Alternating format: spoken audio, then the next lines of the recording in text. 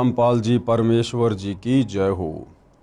परमपिता परमात्मा सारी सृष्टि के रचनहार, कुल मालिक, असंख्य ब्रह्मांडों के स्वामी, जगत गुरु, तीनों लोकों में प्रवेश करके सबका धारण पोषण करने वाले राजाधिराज, आत्माधार, नाथों के नाथ, देवों के देव महादेव, सर्वेश्वर महेश्वर, मृत्युंजय, अजरो अमर, आदि अनादि, सनातनी प्रभु, जगत पिता जगदीश्वर, श्री श्री 1008 की उपाधि के वास्तविक अधिकारी, अकाल मूरत सौद स्वरूपी राम वासुदेव, सर्वगतम ब्रह्म, परम पूज्य, प्रथम पूज्य, परम संत, परम पुरुष, परम धनी, परम दयालु, सत्य कबीर, हक्का कबीर, अल्लाहु कबीर, अल्लाहु अकबर, बाखबर, अल्लाह ताला, जगत के तारणहार, जगत के मुक्तिदाता, जगत के जगन्नाथ, हारे के सहारे, हिंदुओं के राम, मुसलमानों के अल्लाह, सिखों के वाहिगुरु, ईसाइयों के मसीह, दया के सागर दयानिधि, करुणा के सागर करुणानिधि, स्वयंभू परिभू, संकट मोचन, कष्ट हरण, मंगल करण, दुख भंजन,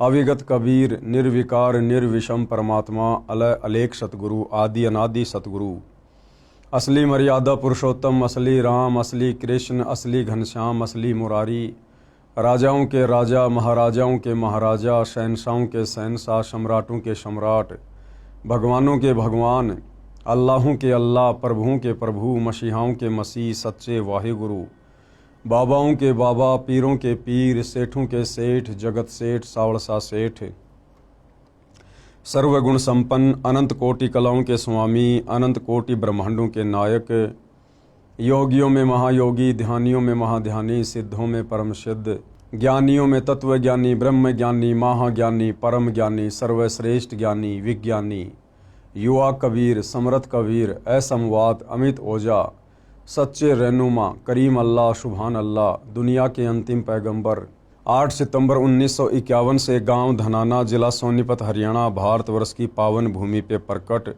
रियल कल की भगवान श्री नारायण साकार हरि, श्री बाबा साहेब, नूर अनंत परमात्मा, सच्चे दरवेश, सच्चे बाखबर, संत श्रोमणी सतगुरु रामपाल जी परमेश्वर जी के चरण कमल में साध संगति से जुड़े हुए देश विदेश से आप और हम सभी सत्सेवक भाई बहनों का अनंत कोटि दंडवत प्रणाम। भाई और बहनों, बहुत बड़ी दया, बहुत बड़ी मेहर पूज्य गुरुदेव भगवान की, परमेश्वर रामपाल जी की, जिनके शुभ आशीर्वाद से, विशेष आशीर्वाद से, उन्हीं के कर कमल से लिखित पवित्र पुस्तक हिंदू साहिबान नहीं समझे, गीता, वेद, पुराण, इस पवित्र पुस्तक के ऊपर वीडियो बनाने की श्रृंखला जारी है। इसी श्रृंखला में आज हमारा ये तीसरे नंबर का वीडियो है। प्रत्येक वीडियो में पूज्य गुरुदेव भगवान के आशीर्वाद से विशेषकर हिंदू समाज के भाई बहनों को अध्यात्म के विषय में बहुत अच्छी खासी जानकारी प्राप्त हो रही है। पिछले वीडियो में हमने देखा कि किस प्रकार से परमेश्वर के द्वारा बनाए गए जितने भी जीव जंतु हैं, स्त्री पुरुष हैं, विशेषकर मानव शरीरधारी जितने भी स्त्री और पुरुष हैं पूरे विश्व के, जो आपस में अनेक धर्मों में बंट चुके हैं, उन सब के शरीर की रचना एक समान है। सभी के शरीर में बने कमल चक्रों में देवी देवताओं का वास है। उसके बाद पूज्य गुरुदेव ने हमें बताया कि सनातनी पूजा क्या है। वर्तमान में सनातनी पूजा हिंदू समाज में हो रही है या लुप्त हो चुकी है। तो बहुत सारी जानकारियां हमने प्राप्त की। आज हम इस तीसरे पार्ट में आगे बढ़ेंगे और तीसरे पार्ट में पूज्य गुरुदेव भगवान हमें क्या समझा रहे हैं कि सभी धर्मों के मानवों को, विश्व में जितने भी धर्म हैं, हिंदू, मुस्लिम, सिख, ईसाई, जैनी, सिख, बौद्ध, यहूदी, मंगोली, जितने भी धर्म हैं, तकरीबन 4000 के आसपास छोटे मोटे धर्म बने हुए हैं। उन धर्मों में जितने भी मानव शरीरधारी स्त्री या पुरुष हैं, उन सबको कर्म फल तीनों देवता ही देते हैं। कौन से तीनों देवता? श्री ब्रह्मा, श्री विष्णु, श्री शिव जी। क्योंकि ये तीनों देवता एक ब्रह्मांड में 3 लोक के स्वामी हैं और हम इनके अंतर्गत एक ब्रह्मांड में रहते हैं। तो ये यहाँ के मैनेजर हैं तीनों। श्री ब्रह्मा जी रजोगुण के स्वामी हैं, श्री विष्णु जी सतोगुण के स्वामी हैं और श्री शिव जी ये तमोगुण के स्वामी हैं, और पूरा ये प्राणी समुदाय इन्हीं तीनों गुणों से प्रभावित रहता है। तो विश्व के सभी धर्मों के सभी मानवों को, चाहे स्त्री हो या पुरुष हो, बच्चा हो या बूढ़ा हो, उन सबको उनके कर्मों के अनुसार फल ये तीनों देवता ही प्रदान करते हैं। अब यहाँ पर कुछ शंका समाधान है। पर्सन शंका होती है कि शरीर में जो कमल चक्र व देवता ब्रह्मा विष्णु आदि बताए हैं, इनको न ईसाई, न यहूदी, न मुसलमान, न सिख आदि जानते तक नहीं। मानना यानी पूजना तो दूर की कौड़ी है। तो उत्तर गुरुदेव भगवान ने दिया है कि किसी के न मानने व न जानने से इन देवताओं का अस्तित्व समाप्त नहीं हो जाता है। यह अध्यात्म ज्ञान की कमी है। संपूर्ण अध्यात्म ज्ञान जो सूक्ष्म वेद में है, यानी 5वें वेद में, कबीर सागर में, गरीबदास जी के सदग्रंथ साहिब में, उसका ज्ञान वर्तमान में मेरे यानी लेखक के, लेखक कौन? परम पूज्य सतगुरु रामपाल जी, उनके अतिरिक्त विश्व में किसी को ज्ञान नहीं है। इस संपूर्ण अध्यात्म की जानकारी वर्तमान में सतगुरु रामपाल जी के अलावा धरती पर अन्य किसी भी साधु संत महात्मा आचार्य शंकराचार्य जी को नहीं है। जिस कारण से एक हिंदू धर्म को छोड़कर विश्व के बाकी धर्म के मानने वाले लोगों ने इन देवी देवताओं को मानना पूजना ही लगभग छोड़ रखा है। और वो लोग इस बात पर भी विश्वास नहीं करते हैं कि हमारे शरीर में जो कमल चक्र बने हुए हैं उनमें इन तीनों देवताओं का वास है, और ये तीनों देवता ही प्रत्येक इंसान को, चाहे स्त्री हो या पुरुष हो, कर्मों के अनुसार फल प्रदान करते हैं। तो पूज्य गुरुदेव भगवान कह रहे हैं कि भाई ये तो आपके आध्यात्मिक ज्ञान की कमी है। आपके मानने या ना मानने से इन देवी देवताओं का अस्तित्व समाप्त नहीं हो जाता है। और जो रचना परमपिता परमेश्वर जी ने इस सृष्टि में बनाकर इन तीनों देवताओं को दी हुई है, उसके ऊपर कंट्रोल करने की, भाई हमारे मानने या ना मानने से उस परमेश्वर का विधान जो है फैल नहीं हो जाता है। प्रत्येक धर्म के व्यक्तियों को अपने ही शास्त्रों का ज्ञान भी पूर्ण नहीं है। मुसलमान भाइयों को मुसलमान धर्म की चारों पुस्तकें, तौरात, जबूर, इंजिल, कुरान शरीफ, कुरान मजीद और अनेक हदीसें, इनका भी कंप्लीट ज्ञान नहीं है। अगर होता तो ये मज़ारों पर नहीं जाते, मस्जिदों में नहीं जाते।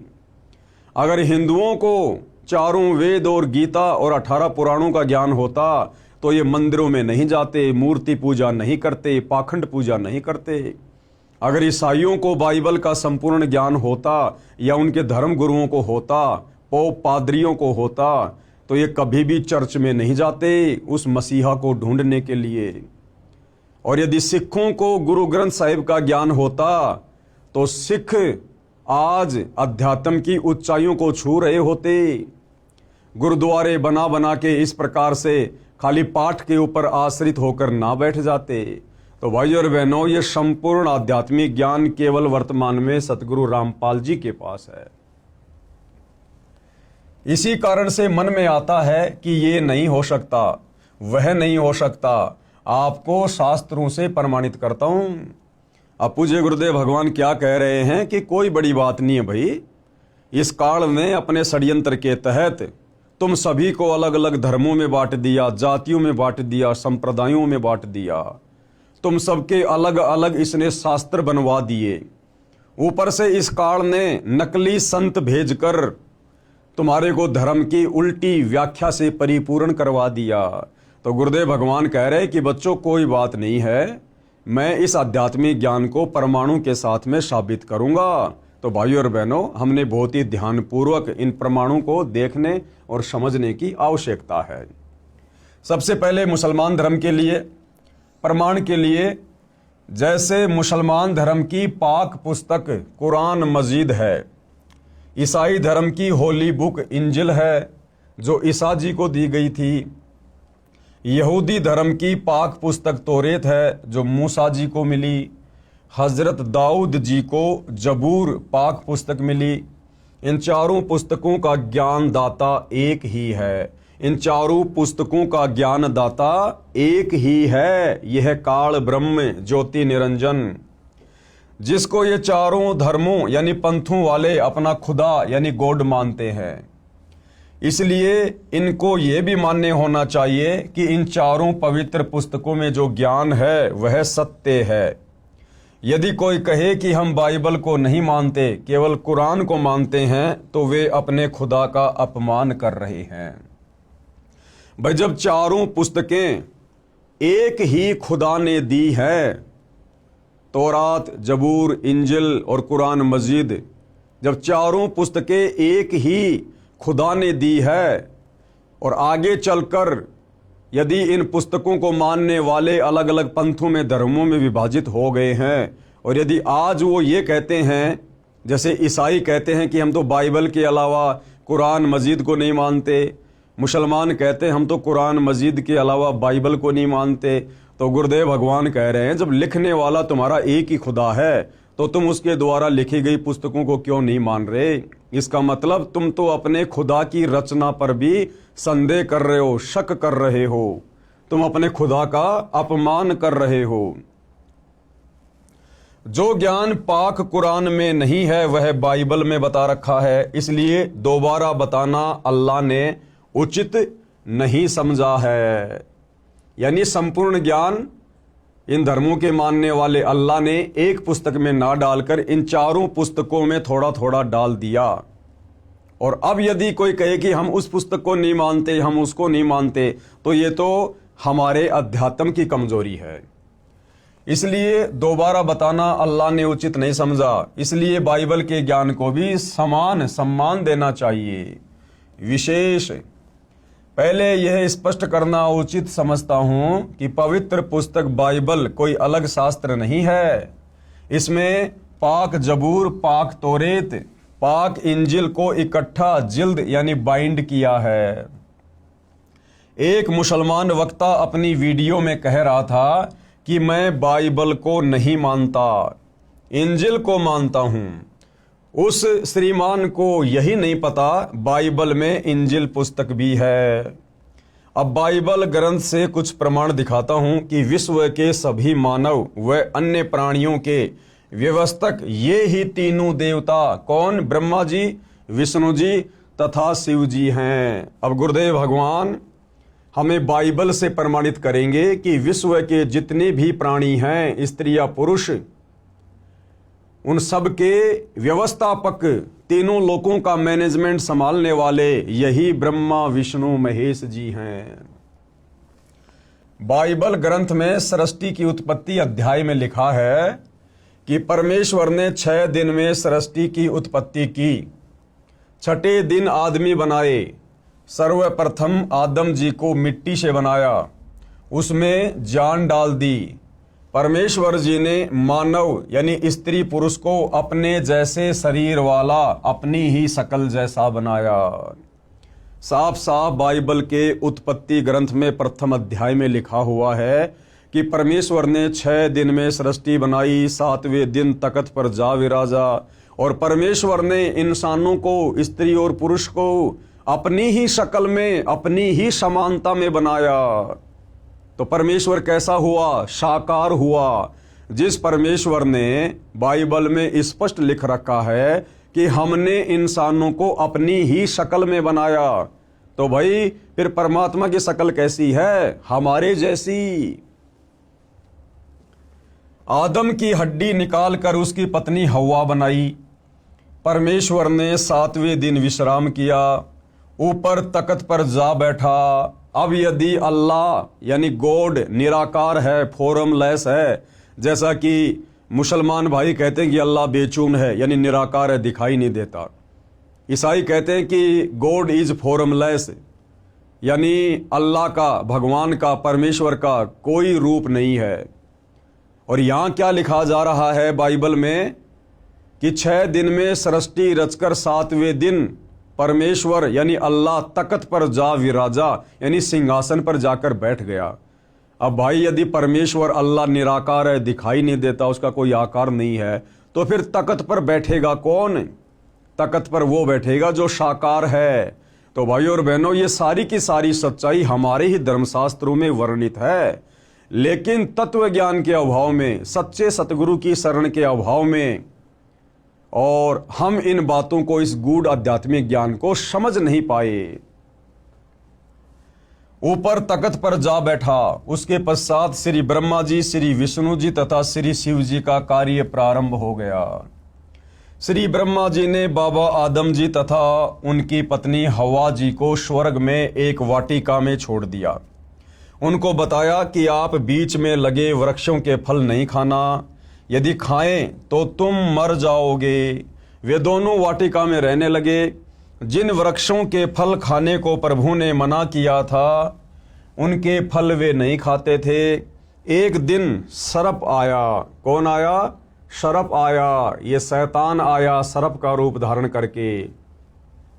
एक दिन सर्प आया, उसने हवा तथा हजरत आदम जी से पूछा कि आप बीच वाले वृक्षों के फल क्यों नहीं खा रहे? आदम व हवा ने कहा कि इनको खाने को ईश्वर ने मना किया है, यानी परमेश्वर ने मना किया है। हम इनके फल खाएंगे तो हम मर जाएंगे। सर्प बोला, इनके फल खाने से तुम बिल्कुल नहीं मरोगे। इन वृक्षों के फल खाने से तुम्हें भले बुरे का ज्ञान हो जाएगा। यानी सर्प रूप में शैतान आदम जी और हवा को भ्रमित करने लगा, परमेश्वर का वचन तुड़वाने की कोशिश करने लगा। और भाई और बहनों, हम सतगुरु रामपाल जी परमेश्वर जी के सभी फॉलोवर को, उनके भक्तों को साथ साथ में बहुत ही गहरी शिक्षा भी लेकर आगे बढ़ना है। परमेश्वर ने 6 दिन में सृष्टि रची, 7वें दिन तख्त पे जा विराजा और सारे नियम कायदे कानून आदम जी और हवा जी को समझाकर चले गए कि तुमने इस वाटिका में यानी इस बगीचे में कौन से वृक्षों के फल खाने हैं और कौन से वृक्षों के फल नहीं खाने हैं। उसके बाद भाई और बहनों, शैतान ने उन दोनों को सर्प का रूप बनाकर भ्रमित करने का कुप्रयास किया। तरह तरह से उनको बरगलाया, उनके मन में शंकाएं पैदा कर दी कि वो जो तुम्हारा परमेश्वर है ना, वो ये नहीं चाहता कि तुम भी हमारे में से एक हो जाओ, तुम भी अमर हो जाओ। इसलिए उन्होंने तुम्हें मना किया है, क्योंकि ये बीच वाले जो फल हैं ये अमर फल हैं, इनको खाने से इंसान अमर हो जाता है और तुम्हारा परमेश्वर नहीं चाहता कि तुम अमर हो जाओ। तो इस प्रकार से सर्प ने उसको भ्रमित किया। भाई और बहनों, आज वही परमपिता परमेश्वर जिन्होंने 6 दिन में सृष्टि रची और 7वें दिन तख्त पर जा विराजे थे, कबीर देव सत्य पुरुष परम अक्षर ब्रह्म, आज वही परम अक्षर ब्रह्म सतगुरु रामपाल जी के रूप में धरती पर प्रकट हैं। और आज पूज्य गुरुदेव भगवान ने हमें अध्यात्म के साथ साथ बहुत सारे नियम भी बताए हैं, मर्यादाएं भी बताई हैं, जिनको गुरु वचन कहते हैं। अब भाइयों और बहनों, ये काल किसी न किसी के माध्यम से, किसी न किसी के रूप में, किसी न किसी को प्रेरणा करके हम सत भक्ति करने वाली आत्माओं से वो नियम तुड़वाने का प्रयास करेगा, हमारे मन में शंकाएं पैदा करेगा या करवाएगा। तो आप और हम भगत भाई बहनों ने भी वर्तमान में दृढ़ता के साथ भक्ति मार्ग पर टिके रहना है। और जो आज्ञा हमें पूज्य गुरुदेव भगवान ने अपने सत्संगों के माध्यम से दे दी है, जो नियम और मर्यादा हमारे ऊपर लागू कर दिए गए हैं, हमने उन्हीं नियम और मर्यादाओं में रहकर, गुरु वचन के अंतर्गत रहकर इस सत भक्ति को सफल करने की दिशा में आगे बढ़ना है। इन वृक्षों के फल खाने से तुम्हें भले बुरे का ज्ञान हो जाएगा। ईश्वर नहीं चाहता कि तुम्हें भले बुरे का ज्ञान हो। सर्प की बात मानकर दोनों ने भले बुरे का ज्ञान करवाने वाले वृक्षों के फल खा लिए। यानी सर्वप्रथम परमेश्वर ने जब सृष्टि रची, आदम और हवा को बनाया, तो सर्वप्रथम भाइयों और बहनों, आदम और हवा दोनों ने परमेश्वर का वचन तोड़ दिया। अगर ये आदम और हवा परमेश्वर का वचन ना तोड़ते तो भाइयों और बहनों, आज हम इस मृत लोक में नहीं होते, हम सभी आज स्वर्ग में रह रहे होते, लेकिन एक की गलती सभी आत्माओं पर भारी पड़ गई। उनकी आंखें खुल गई। कुछ दिन बाद ईश्वर आया। उसके पैरों की आवाज सुनकर हवा व आदम छुप गए। उनको पता चल गया था कि नंगा रहना अच्छा नहीं होता, क्योंकि उस वाटिका के बीच वाले पेड़ों के फल खाने से, जिनको खाने के लिए परमेश्वर ने मना किया था, जब आदम और हवा ने खा लिए तो उनकी वो दृष्टि खुल गई, उनको भले बुरे का ज्ञान हो गया। और जब कुछ दिनों बाद परमेश्वर आए तो भाइयों और बहनों, दोनों एक पेड़ की ओट में छुप गए। उनको ये पता चल गया कि हम तो नंगे हैं, नंगे, हमें तो शर्म आ रही है, क्योंकि उनको भले बुरे का ज्ञान होना शुरू हो गया। ईश्वर ने आवाज लगाई कि तुम कहाँ हो? आदम तथा हवा ने उत्तर दिया कि हम नंगे हैं, आपकी आवाज सुनकर हम छुप गए हैं। ईश्वर ने पूछा कि क्या तुमने बीच वाले वृक्षों का फल खा लिया? उत्तर मिला कि हाँ, हमने बीच वाले वृक्षों के फल खा लिए। आदम ने कहा कि आपने जो मेरे साथ स्त्री छोड़ी है, इसको सर्फ ने बहका दिया। आदम ने क्या कहा कि हे परमेश्वर, आपने मेरे साथ में ये जो स्त्री छोड़ी थी, इसको सर्प ने आकर बहका दिया और मैं फिर इसके बहकावे में आ गया, और हम दोनों ने उन फलों को खा लिया जिनको ना खाने की आज्ञा आप जी ने दी थी। हमने फल खा लिया। ईश्वर ने आदम व हवा के पहनने के लिए वस्त्र बनवाए। ईश्वर ने कहा कि मानव को भले बुरे का ज्ञान हो गया है, कहीं ये अमर होने वाले वृक्षों के फल खा ले और हम में से एक के समान हो जाए।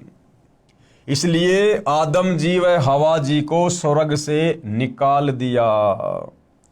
इस बाइबल के लेख से सिद्ध हो गया कि देवता एक से अधिक हैं। सब धर्मों के व्यक्तियों को कर्मों का फल ये तीनों देवता ही देते हैं। अन्य प्रमाण, पवित्र बाइबल के उत्पत्ति ग्रंथ 17:18 पृष्ठ 24 पर लिखा है कि अब्राहिम नामक व्यक्ति के घर 3 प्रभु आए। उस समय वह अपने घर से बाहर खेत में वृक्षों की छाया में बैठा था। दोपहर का समय था। अब्राहिम ने जमीन पर लेटकर उनको प्रणाम किया, भोजन करवाया। वे पापियों का नाश करने आए थे। कौन? तीनों देवता ब्रह्मा विष्णु महेश। वे पापियों का नाश करने गए थे। वहां से 2 तो वापस लौट गए। एक उस नगरी में गया जहां के व्यक्ति व्यभिचारी, अन्यायी, बेहया, धर्म कर्म रहित हो चुके थे। उस नगरी को नष्ट कर दिया। इन प्रमाणों से स्पष्ट है कि यही तीनों देवता सर्व मानव को कर्मा अनुसार फल देते हैं। कौन? ब्रह्मा विष्णु महेश। नगरी नष्ट करने का कार्य तमगुण शंकर जी का है, क्योंकि तीनों देवता एक के गुण युक्त हैं।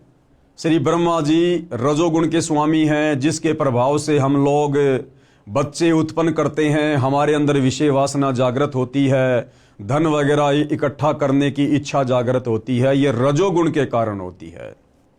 दूसरा, गुरुदेव ने बताया श्री विष्णु जी सतोगुण के स्वामी है।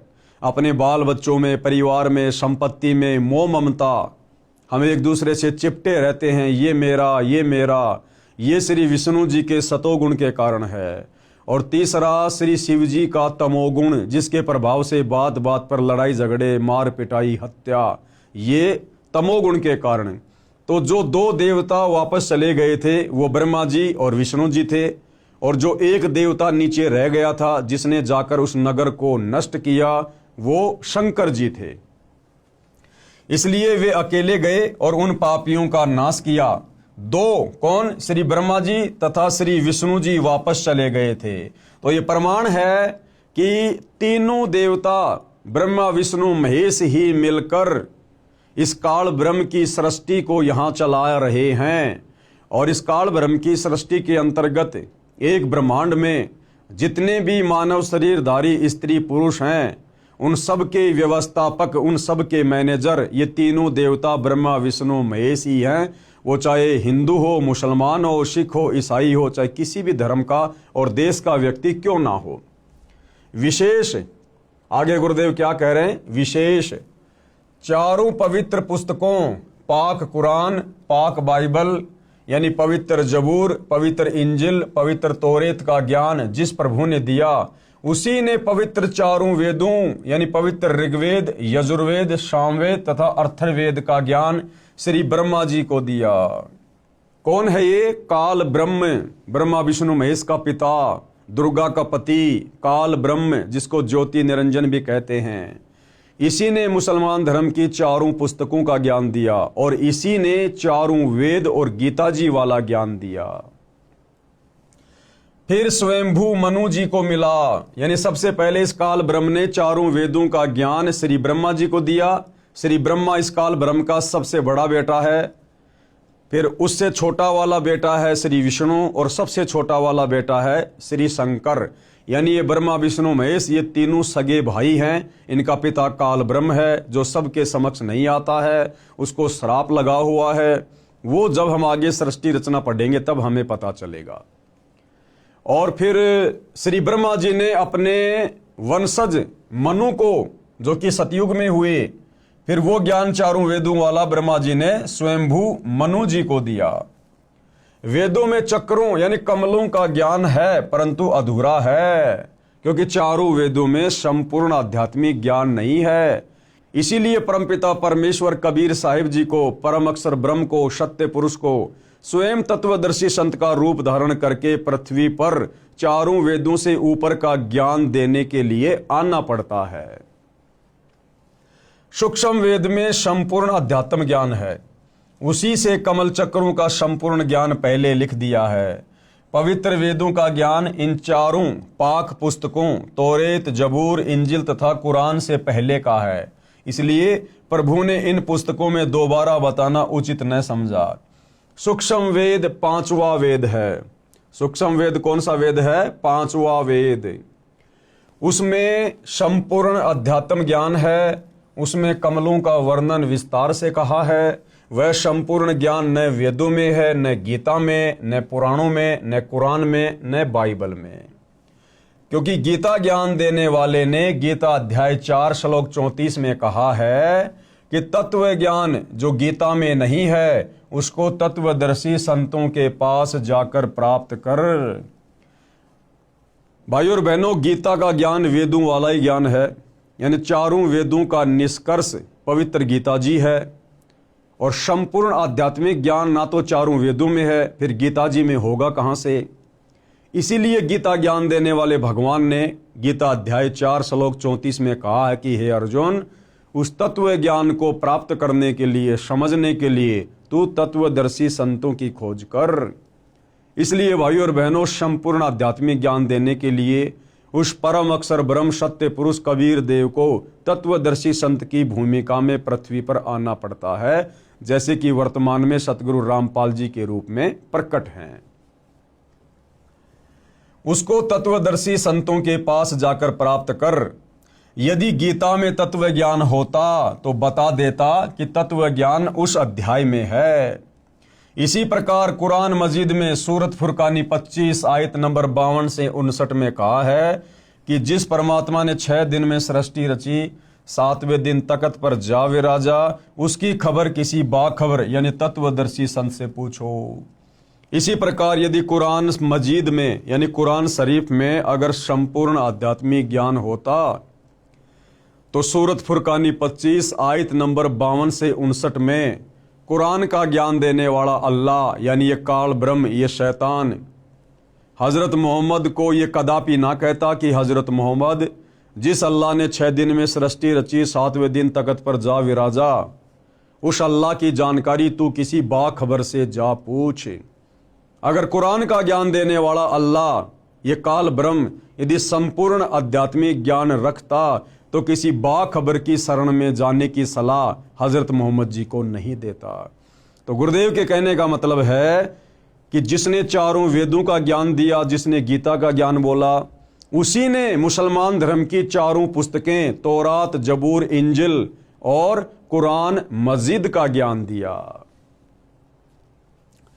जिस परमात्मा ने 6 दिन में सृष्टि रची, 7वें दिन तख्त पर जा विराजा, उसकी खबर किसी बाखबर, यानी मुसलमान धर्म में तत्वदर्शी संत को बाखबर कहते हैं, जानने वाला। यानी तत्वदर्शी संत से पूछो। इस प्रकरण से स्पष्ट हो जाता है कि विश्व के मानव को कर्म फल देने वाले श्री ब्रह्मा जी, श्री विष्णु जी तथा श्री शिव जी हैं। वह अन्य देवता भी हैं। प्रत्येक मानव के शरीर के कमलों में जो जो देवी देवता व प्रभु बताए हैं, इनकी साधना करके ही मानव अपना कल्याण करवाए। और वही संसार में दूसरा कोई तरीका नहीं है सत भक्ति करके अपनी आत्मा का कल्याण करवाने का। आगे पूज्य गुरुदेव भगवान हमें क्या सलाह दे रहे हैं। मैं रामपाल दास व मेरे अनुयायी इन देवताओं की साधना नित्य करते हैं। हम इन देवताओं की पूजा नहीं करते, हम इनकी साधना करते हैं। पूजा में और साधना में पूज्य गुरुदेव भगवान ने इसी पुस्तक में पहले बताया कि बड़ा अंतर है। पूजा तो केवल अपने इष्ट की करनी होती है और उस इष्ट की प्राप्ति के लिए साधना इन देवताओं की भी साथ साथ में करनी पड़ती है। तो पूजा और साधना में रात दिन का अंतर होता है।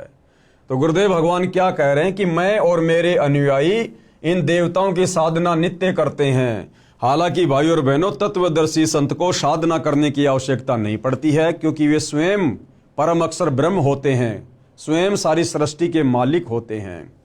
वे तो हमसे भक्ति करवाने के लिए आते हैं। लेकिन भाई और बहनों, इस काल लोक के नियम और मर्यादाओं के तहत गुरु शिष्य परंपरा को निभाते हुए उस परम अक्षर ब्रह्म को मनुष्य रूप धारण करके और एक मुंह बोला गुरु बना के भक्ति करने की लीला करनी पड़ती है।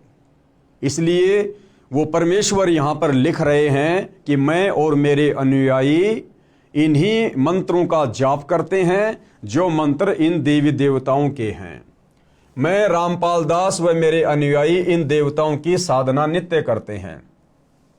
हम देवताओं की पूजा नहीं करते, साधना करते हैं। साधना अलग चीज है, पूजा अलग चीज है।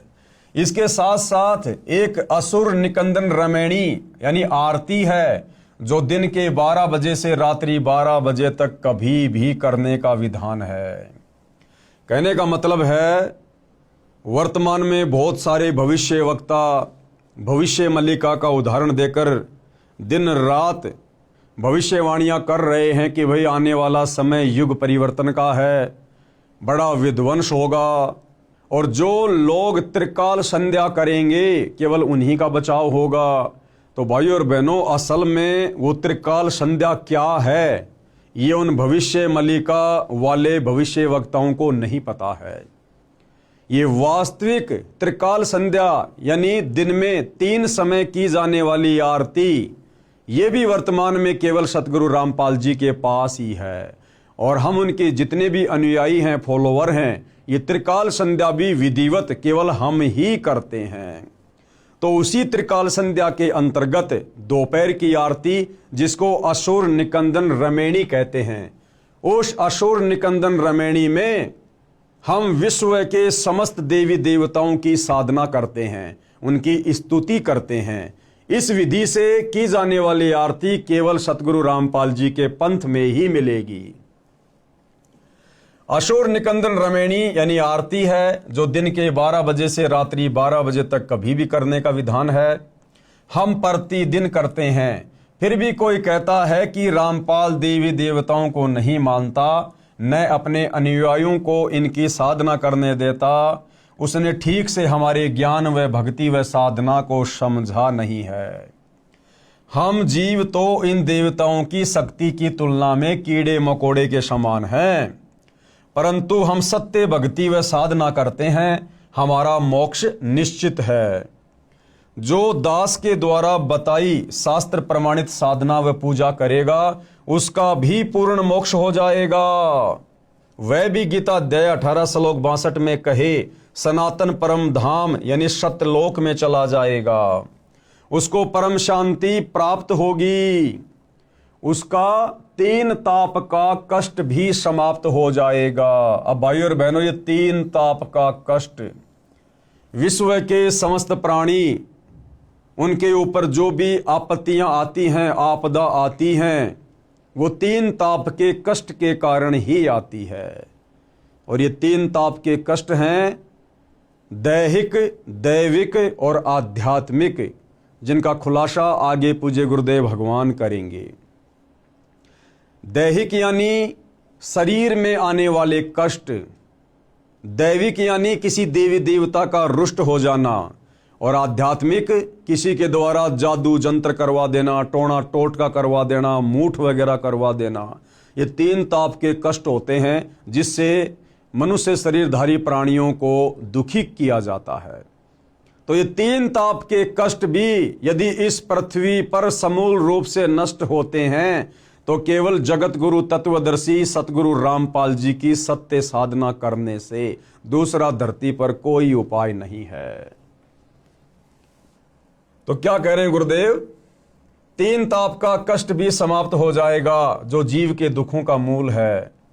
नोट, पूजा व साधना में क्या अंतर है? अब हमने अध्यात्म को जानने के लिए आगे बढ़ने से पहले यह जानना पड़ेगा कि सतगुरु रामपाल जी के सभी फॉलोअर इन तीनों देवताओं की जो साधना करते हैं, ये साधना क्या है, और भक्ति मार्ग में पूजा क्या है, पूजा किसकी करनी पड़ेगी।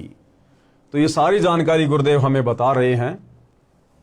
पूजा व साधना में क्या अंतर है, कृपया आप जी पढ़ें इसी पुस्तक के पेज नंबर 179 पर, जो हम आगे की वीडियो में पढ़ेंगे। यहां केवल 2 शब्द हैं, यानी संक्षिप्त वर्णन है। जो प्रार्थना हम करते हैं उसका कुछ अंश यहां लिखता हूं।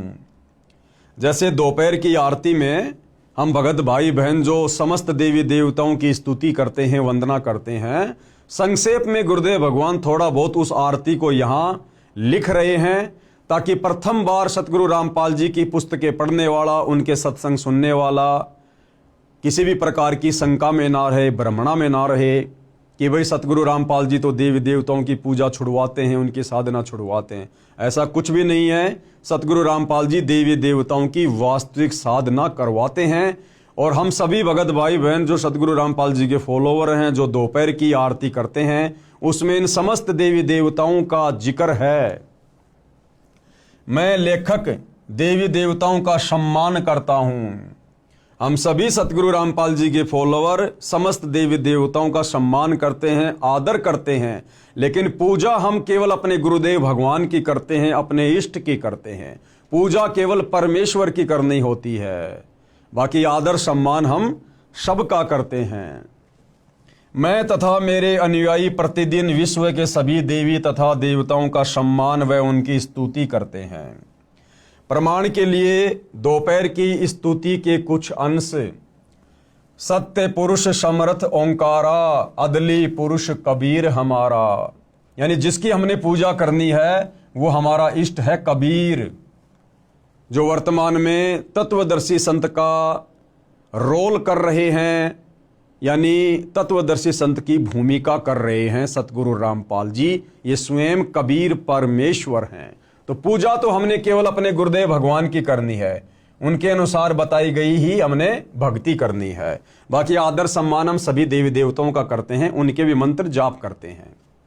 सत्य पुरुष समर्थ ओंकारा, अदली पुरुष कबीर हमारा, आदि युगादि दया के सागर, काल कर्म के मोचन आगर, दुख भंजन दरवेश दयाला, असुर निकंदन करे पैमाला, आव खाक पावक और पोना, गगन सुन दरियाई दोना, धर्म राय दरबानी चेरा, सुर असुरों का करे निबेरा, सत का राज धर्म राय कर ही, अपना किया सभय दंड भर ही। शंकर शेष और ब्रह्मा विष्णु, ये देखिएगा हम लोग जो दोपहर की आरती करते हैं, जो दोपहर की संध्या करते हैं, उसमें विश्व के तमाम देवी देवताओं की स्तुति आ जाती है। कुछ एक के नाम लिख दिए जाते हैं, कुछ एक की वैसे सूक्ष्म रूप से हो जाती है।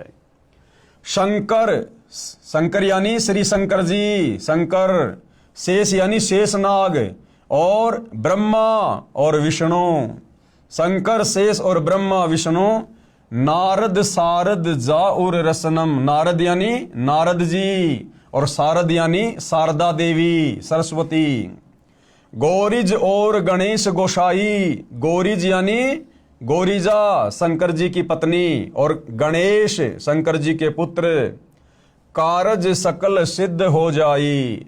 ब्रह्मा विष्णु और शंभु शेषा, ये तीनों देव दयालु हमेशा। सावित्री और लक्ष्मी गौरा। सावित्री यानी श्री ब्रह्मा जी की पत्नी, लक्ष्मी यानी श्री विष्णु जी की पत्नी और गौरा यानी श्री शंकर जी की पत्नी। तीहू देवा सिर कर है चौरा। ये तीनों स्त्रियां अपने अपने पति के शीश पर चवर करती है। नील नाभ से ब्रह्मा आए, आदि ओम के पुत्र कहाए। शंभु मनु ब्रह्मा की शाखा। शंभु मनु यानी स्वयंभू मनु, ये ब्रह्मा जी से उत्पन्न है जिनको ब्रह्मा जी ने वेद दिए। ऋग यजु श्याम अथर्वन भाषा। पीवरत भया उतानम पाता, जाके धुरु है आत्म ज्ञाता। शनक सनंदन सनातन संत को मारा, ये ब्रह्मा जी के 4 पुत्र हैं। 4 पुत्र अनुरागी धारा। 33 कोटि कला विस्तारी, सहस 88 मुनि जन ध्यारी। कश्यप पुत्र सूरज सुर ज्ञानी, 3 लोक में किरण समानी। ये जो कश्यप जी हैं इनके पुत्र हैं सूर्य देव और 3 लोक में किरण समानी। 60,000 संगी बाल खेलम और बीना रागी अजब बलेलम। 3 कोटि योद्धा संग जाके, यानी सूर्य के ऊपर जो देवता कंट्रोल करता है सूर्य देव, उसके अंग संग 3 करोड़ योद्धा रहते हैं। सिकबंदी है पूर्ण साखें, हाथ खड़ग गल पुष्प की माला। कश्यप सुत है रूप विशाला। कौस्तुभ मणि जड़ा विमान तुम्हारा, यानी सूर्य देव का जो विमान है वो कौस्तुभ मणियों से जड़ा हुआ है। और सुर नर मुनि जन करत जुहारा। चंद सुर चकवे पृथ्वी माही, निश्वासर चरणों चितलाही। पीठे सूरज सन्मुख चंदा, काटे त्रिलोकी के फंदा। तारायण सब स्वर्ग समूलम, पखे रहें सतगुरु के फूलम। जय जय ब्रह्मा समर्थ स्वामी, येती कला परम बददामी। यहाँ देखो फिर से श्री ब्रह्मा जी का नाम आया है, आगे फिर श्री शंकर जी का आएगा। जय जय शंभु शंकर नाथा, कला गणेश और गौरीज माता। जो लोग ये कहते हैं ना कि संत रामपाल जी तो देवी देवताओं की साधना छुड़वाते हैं, अरे सतगुरु रामपाल जी तो देवी देवताओं की यथार्थ साधना करवाते हैं, जिसके करने से ही लाभ होगा। कोटि कटक पैमाल करंता, ऐसे समर्थ शंभु कंता। चंद लिलाट सुर संगीता, योगी शंकर ध्यान उदिता। नीलकंठ सोहे गरुड़ासन, शंभु योगी अचल सिंहासन। गंग तरंग छूटे बहुदारा, अजपा तारी जय जयकारा। रिद्धि सिद्धि दाता शंभु गोसाई, दारिद्र मोक्ष सबय हो जाई। यानी रिद्धि सिद्धि के दाता यहाँ पर किसको बताया गया है? श्री शंकर जी को। और कहते हैं सारा का सारा जो ये दारिद्र है, गरीबी है, निर्धनता है, इससे शंकर जी जीवों को उबार देते हैं। आसन पद्म लगाए योगी, नी इच्छा निर्वाणी भोगी। सर्प भुजंग गले रुंडमाला, व्यर्षभ चढ़िए दीन दयाला। वामे कर त्रिशूल विराजे, दैने कर सुदर्शन साजे। अब हिंदू समाज के भाई बहनों को तो ये भी नहीं पता कि शंकर जी के कौन से हाथ में तो त्रिशूल रहती है और कौन से हाथ में सुदर्शन चक्कर रहता है। वो भी पूज्य गुरुदेव भगवान बता रहे हैं। वामे यानी बायां हाथ, उल्टा हाथ। वामे कर त्रिशूल विराजे, कर यानी हाथ, यानी शंकर जी के जो है बाएं हाथ में त्रिशूल रहता है। और दाहिने कर यानी दाहिने हाथ में सुदर्शन साजे। सुन अरदास देवन के देवा, शंभु योगी अलख अबेवा। तू पैमाल करे पल माही, ऐसे समर्थ शंभु साई। 1 लख योजन धौजा फरके, पचरंग झंडे मोहरे राखें। काल भद्र करत देव बुलाऊं। अब ये देखो काल भद्र का भी नाम है। शंकर के दल सब ही ध्याऊं, कि शंकर जी के जितने भी गण हैं हम संत रामपाल जी के भगत उनकी स्तुति करते हैं। भैरव क्षेत्रपाल पलितम, देखो आपके भैरव का भी नाम आ गया यहाँ पर। भैरव क्षेत्रपाल पलितम भूत अरुदेत चढ़े संगीतम, जो कि शंकर जी की सेना में शामिल हैं। राक्षस भंजन बिरद तुम्हारा, शंकर जी को कहा जा रहा है कि राक्षसों का संहार करना तुम्हारा कार्य है। जो लंका पर पद्म 18, जिस प्रकार आपने राम रावण युद्ध के समय 18 पद्म सेना भेजी थी। कोट्यों गंधर्व कमंद चढ़ावे, शंकर दल गिनती नहीं आवे। मारे हाक दहाक चिंगारे, अग्नि चकर बाणों तन जारे। कंप्या शेष धरणी थरनानी, जा दिन लंका घाली घानी। तुम शंभु ईसन के ईसा, व्यर्सब चढ़िए विश्वे बीसा। इंद्र कुबेर और वरुण बुलाऊं, ये देखिए इंद्र देवताओं का राजा, ये कुबेर धन का देवता, वरुण जल का देवता। इंद्र कुबेर और वरुण बुलाऊं, राप्ती सवेत सिंहासन ल्याऊं। इंद्र दल बादल दरियाई, 96 कोटि की हुई चढ़ाई। सुरपति चढ़े इंद्र अनुरागी, अनंत पदम गंधर्व बड़वागी। कृष्ण भंडारी चढ़े कुबेरा, अब दिल्ली मंडल बोर्यों फेरा। वरुण विनोद चढ़े ब्रह्मज्ञानी, कला संपूर्ण 12 बाणी। धर्मराय आदि युगादि चेरा, 14 कोटि कटक दल तेरा। चित्रगुप्त के कागज माही, जेता उपजा सतगुरु साई। सातों लोकपाल का रासा, उर में धरिए साधु दासा। विष्णुनाथ है असुर निकंदन, संतों के सब काटे फंदन। नरसिंह रूप धरे गुरु राया, हिरणा कुशकु मारण धाया। शंख चक्र गदा पद्म विराजे, भाल तिलक जाके उर साजे। ये आपके विष्णु जी की महिमा की जा रही है। वाहन गरुड़ किरसन अश्वारा, लक्ष्मी ढोरे चवर अपारा। रावण अहिरावण से मारे, सेतु बांध सेना दल तारे। जरासिंध और बाली खपाए, कंस के चानोर हराए। और काली दैम्य नागी नाथा, शिशुपाल चकर से काट्या माथा। काल यवन मथुरा पर धाये, 18 कोटि कटक चढ़ आए। और मुचकंद पर पीतांबर डार्या, काल यवन जहां बेग सिंहार्या। परशुराम 52 अवतारा, ये आपके परशुराम जी का भी नाम ले दिया गया है। और कोई न जाने भेव तुम्हारा, शंखासुर मारे निर्वाणी, बरहा रूप धरे परवानी।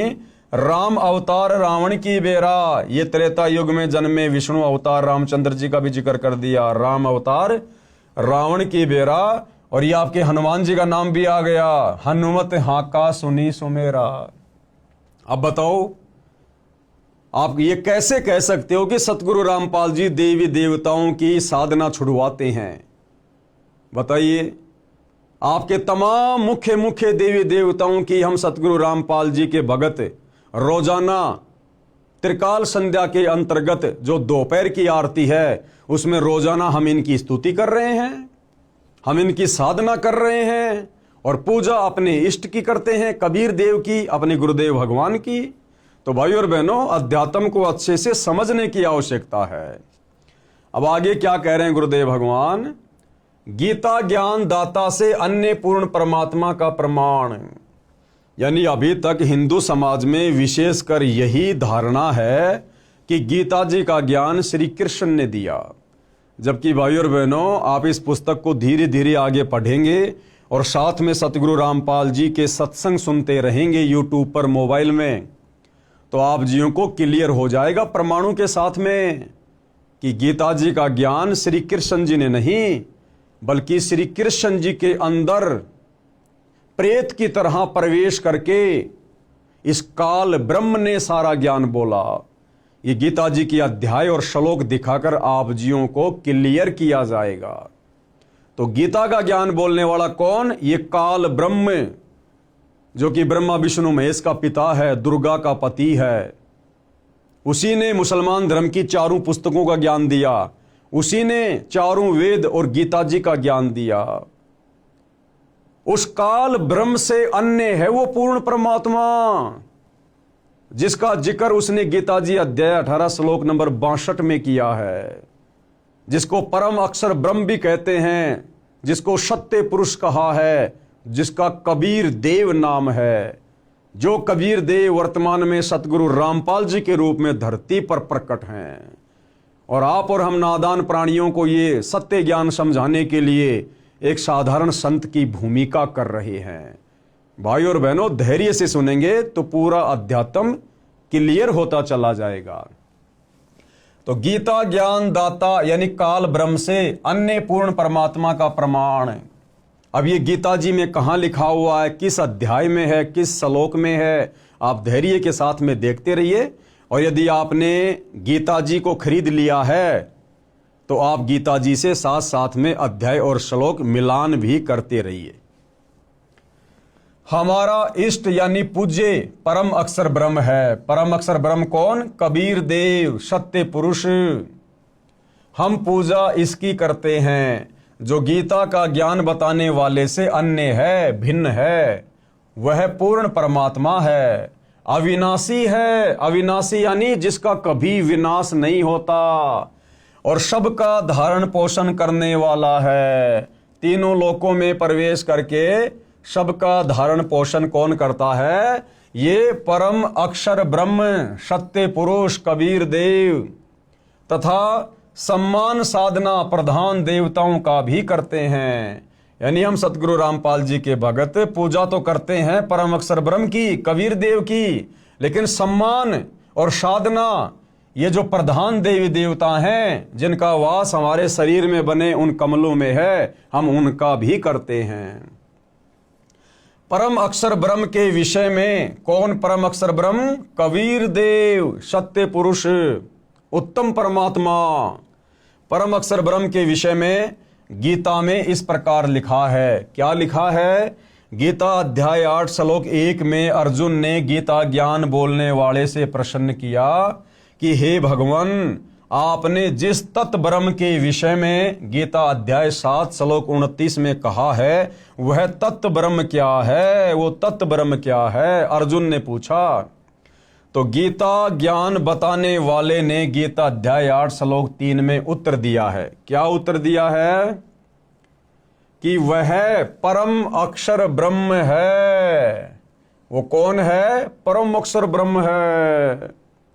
फिर इसी गीता अध्याय 8 के श्लोक 5 और 7 तथा अपनी भक्ति करने को कहा है, तथा गीता के इसी अध्याय 8 के श्लोक 8, 10, 20, 22 में अपने से अन्य इसी परम अक्षर ब्रह्म की भक्ति करने को कहा है।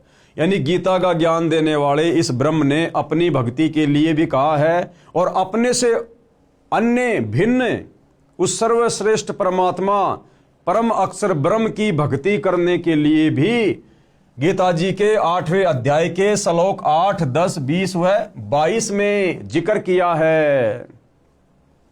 इसके विषय में गीता अध्याय 2 श्लोक 17, गीता अध्याय 15 श्लोक 17 में बताया है। परम अक्षर ब्रह्म को गीता बोलने वाले ने सबका धारण पोषण करने वाला तथा परमात्मा कहा है। अब देख लो भाई और बहनों, गीता का ज्ञान देने वाले ने, गीता का ज्ञान देने वाले ने उस परम अक्षर ब्रह्म को ही सबका धारण पोषण करने वाला और परमात्मा बताया है। परम अक्षर ब्रह्म को, किसको? परम अक्षर ब्रह्म को, कबीर देव को, सत्य पुरुष को गीता बोलने वाले ने सबका धारण पोषण करने वाला तथा परमात्मा कहा है। अगर ये गीता ज्ञान देने वाला ब्रह्म खुद ही परमात्मा होता, सबका धारण पोषण करने वाला होता, तो अपने से अन्य उस परम अक्षर ब्रह्म को सबका धारण पोषण करने वाला और परमात्मा कहकर संज्ञा ना देता। और यह भी कहा है कि यही वास्तव में अविनाशी है। ये काल ब्रह्म खुद भी अविनाशी नहीं है, इसकी भी जन्म और मृत्यु होती है। भाई और बहनों, अभी हम केवल भूमिका में पढ़ रहे हैं। भूमिका समाप्त होने के बाद जब हम इस पवित्र पुस्तक हिंदू साहिबान नहीं समझे गीता वेद पुराण में आगे बढ़ेंगे, तो साथ साथ में पूज्य गुरुदेव भगवान गीता के श्लोक दिखाएंगे, अध्याय बताएंगे, और आंखों देखकर हमें फिर विश्वास होगा कि वास्तव में गीता ज्ञान देने वाला भगवान कंप्लीट नहीं है। और गीता का ज्ञान श्री कृष्ण ने नहीं बोला। श्री कृष्ण जी का तो केवल शरीर काम में लिया गया था। उस शरीर के अंदर प्रेत की तरह प्रवेश करके इनके पिता यानी ब्रह्मा विष्णु महेश के पिता इस काल ब्रह्म ने वो ज्ञान दिया।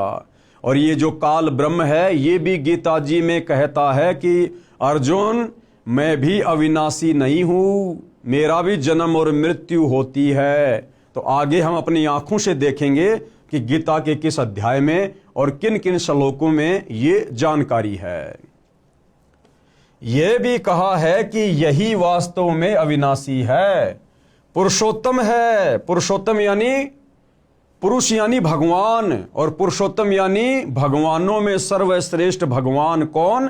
परम अक्षर ब्रह्म कबीर देव, जिसको मारने में कोई सक्षम नहीं है, जिससे संसार व्याप्त है। यानी सारे संसार की रचना उसी परम अक्षर ब्रह्म ने की है, कबीर देव ने की है।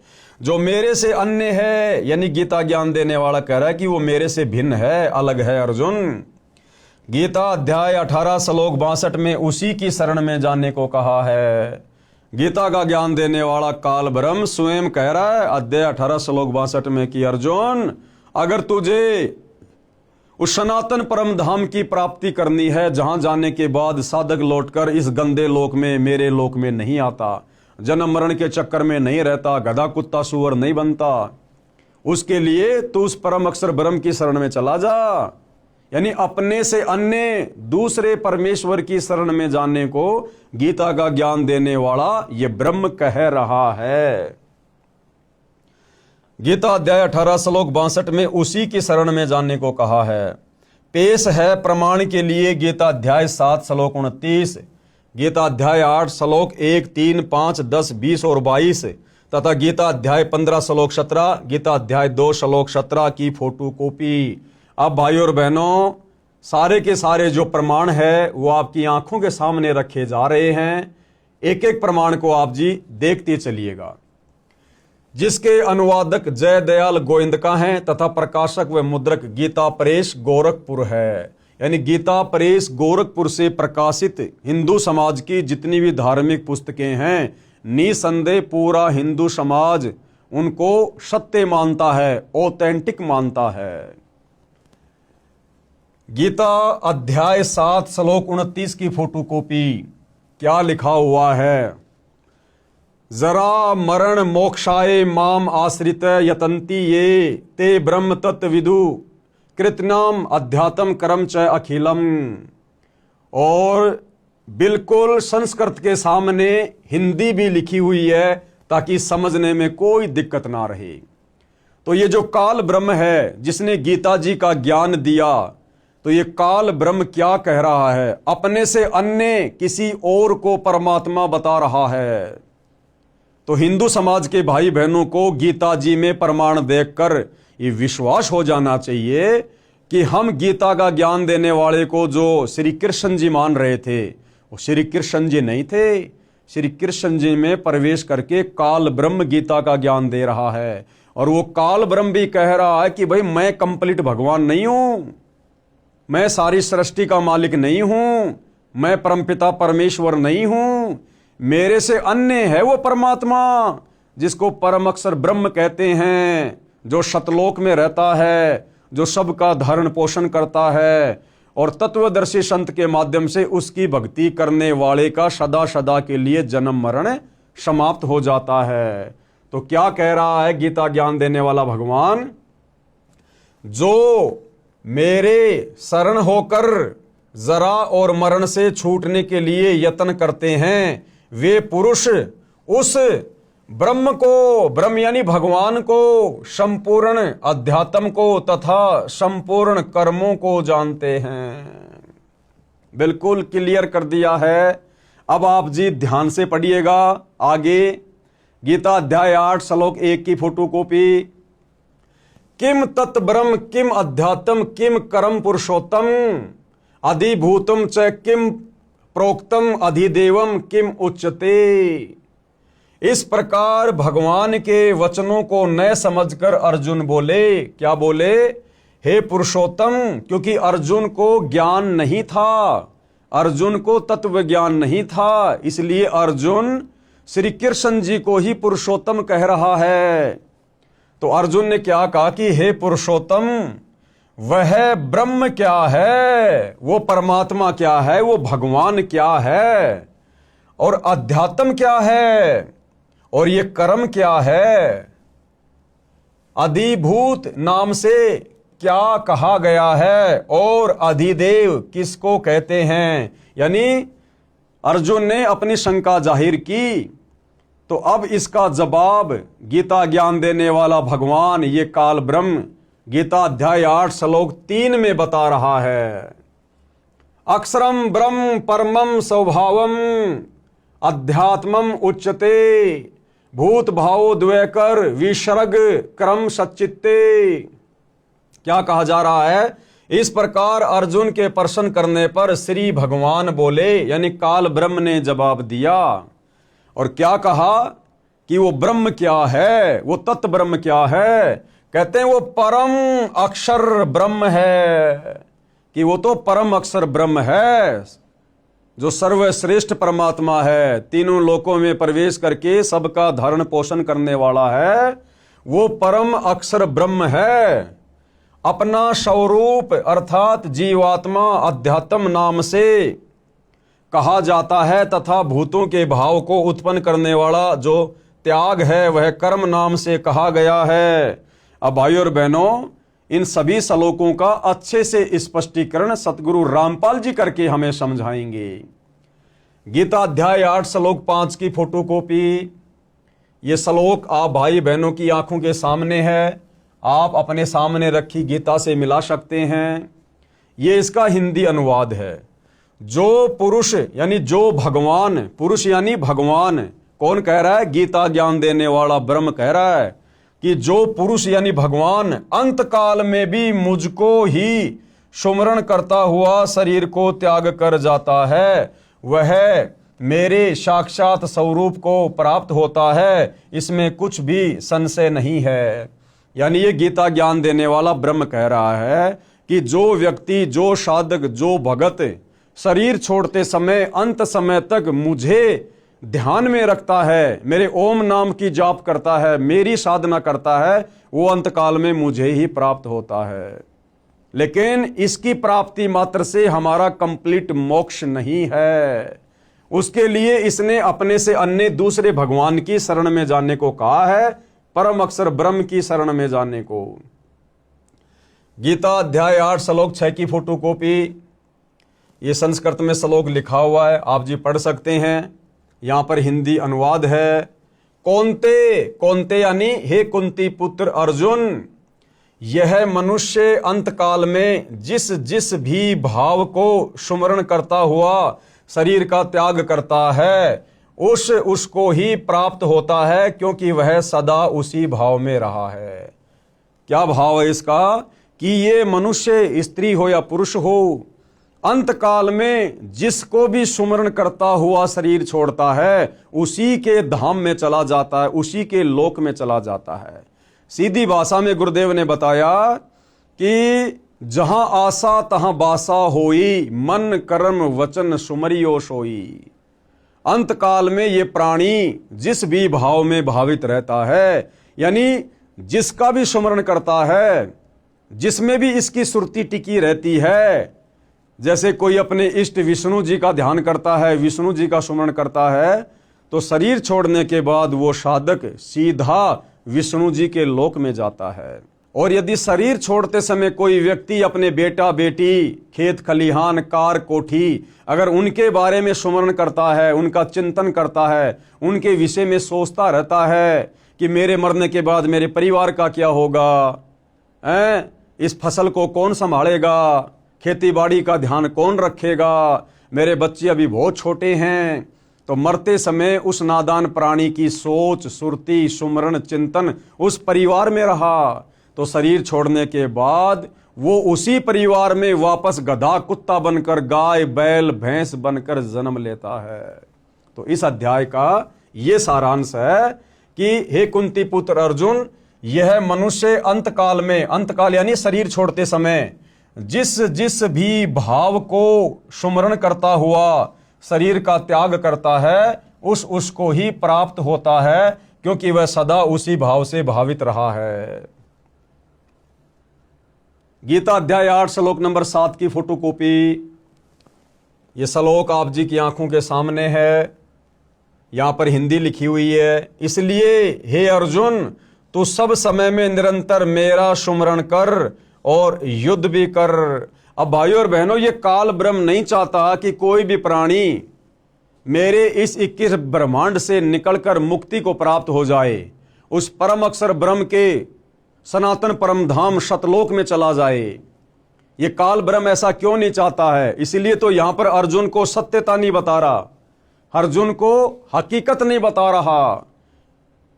ये तो कह रहा है कि अंत समय में ये प्राणी जिसका भी सुमरण करता हुआ शरीर छोड़ता है उसी के लोक में चला जाता है। और अध्याय 18 श्लोक 62 में यह भी कह दिया कि मेरे से अन्य वो परम अक्षर ब्रह्म है, पूर्ण परमात्मा, जहां जाने के बाद साधक फिर कभी लौटकर इस गंदे संसार में नहीं आता। फिर यहां पर गीता अध्याय 8 श्लोक 7 में वो अर्जुन को क्यों भ्रमित कर रहा है कि इसलिए अर्जुन तू मेरा ध्यान कर और तू युद्ध भी कर, क्योंकि वो नहीं चाहता कि कोई भी प्राणी उसके जाल से बाहर निकल जाए, उसके लोक से बाहर निकल जाए। ऐसा क्यों? क्योंकि भाई और बहनों, गीता का ज्ञान देने वाले इस काल ब्रह्म को, ज्योति निरंजन को, दुर्गा के पति को, ब्रह्मा विष्णु महेश के पिताजी को, पूर्ण परमात्मा परम अक्षर ब्रह्म की ओर से एक भयंकर श्राप लगा हुआ है। वो श्राप क्यों लगा, कहां लगा, क्या गलती करी थी और क्या वो श्राप था, इसको प्रतिदिन 1 लाख मानव शरीरधारी स्त्री पुरुषों के सूक्ष्म शरीर में जमा वासना को, गंध को खाने का श्राप लगा हुआ है। इसलिए ये यहां पर सभी को भ्रमित रखता है और अपनी ही साधना में लगा के रखना चाहता है, ताकि ये प्राणी इस काल ब्रह्म की साधना करके इसी के 21 ब्रह्मांड में जन्मते रहें और मरते रहें और इसके भोजन की व्यवस्था बनी रहे। तो भाई और बहनों, जब हम आगे इसी पुस्तक में या यूट्यूब पर मोबाइल से सतगुरु रामपाल जी के सृष्टि रचना वाले सत्संग सुनेंगे, तब हमें पता चलेगा कि इस काल ब्रह्म ने उस सनातन परम धाम में, ये भी पहले वहीं रहता था परम अक्षर ब्रह्म के पास में, ये भी उसी का बेटा है, उसी की संतान है, उसी की आत्मा है। इसने वहां सतलोक में क्या ऐसी गलती कर दी थी जिस कारण से कबीर परमेश्वर जी ने, परम अक्षर ब्रह्म ने इस काल समेत दुर्गा को और हम सभी आत्माओं को इसके साथ इस गंदे लोक में यानी 21 ब्रह्मांड में सतलोक से 16 शंख कोश की दूरी पर भेज दिया। तो ये सारी जानकारी भाई और बहनों हमें सृष्टि रचना को पढ़ने और सुनने से मिलेगी। आगे चलकर इस पुस्तक में भी सृष्टि रचना लिखी हुई है। आप जी यूट्यूब पर संत रामपाल जी के सत्संग के माध्यम से भी सृष्टि रचना को समझ सकते हैं। तो यहां पर यह काल ब्रह्म, गीता का ज्ञान देने वाला भगवान, ये अर्जुन को भ्रमित कर रहा है। इसलिए हे अर्जुन, तू सब समय में निरंतर मेरा स्मरण कर और युद्ध भी कर।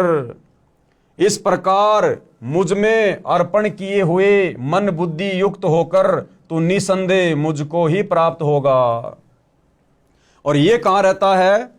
इसी अध्याय 8 का जब हम श्लोक नंबर 16 पढ़ेंगे तो ये काल ब्रह्म कह रहा है कि मैं तो ब्रह्मलोक में रहता हूं, ब्रह्मलोक में, और कह रहा है कि मेरे ब्रह्मलोक में आया हुआ प्राणी भी अपना कर्म फल भोगने के बाद वापस नीचे 84 लाख योनियों में जाता है, गधे कुत्ते सूअर के शरीरों में कष्ट उठाता है। इसका ब्रह्मलोक भी विनाश में आता है। ब्रह्मलोक में गए प्राणी भी फिर नरक में जाते हैं। ये स्वयं आगे स्वीकार कर रहा है गीता अध्याय 8 श्लोक नंबर 16 में। अब हम पढ़ेंगे गीता जी अध्याय 8 श्लोक 8 की ये फोटोकॉपी है।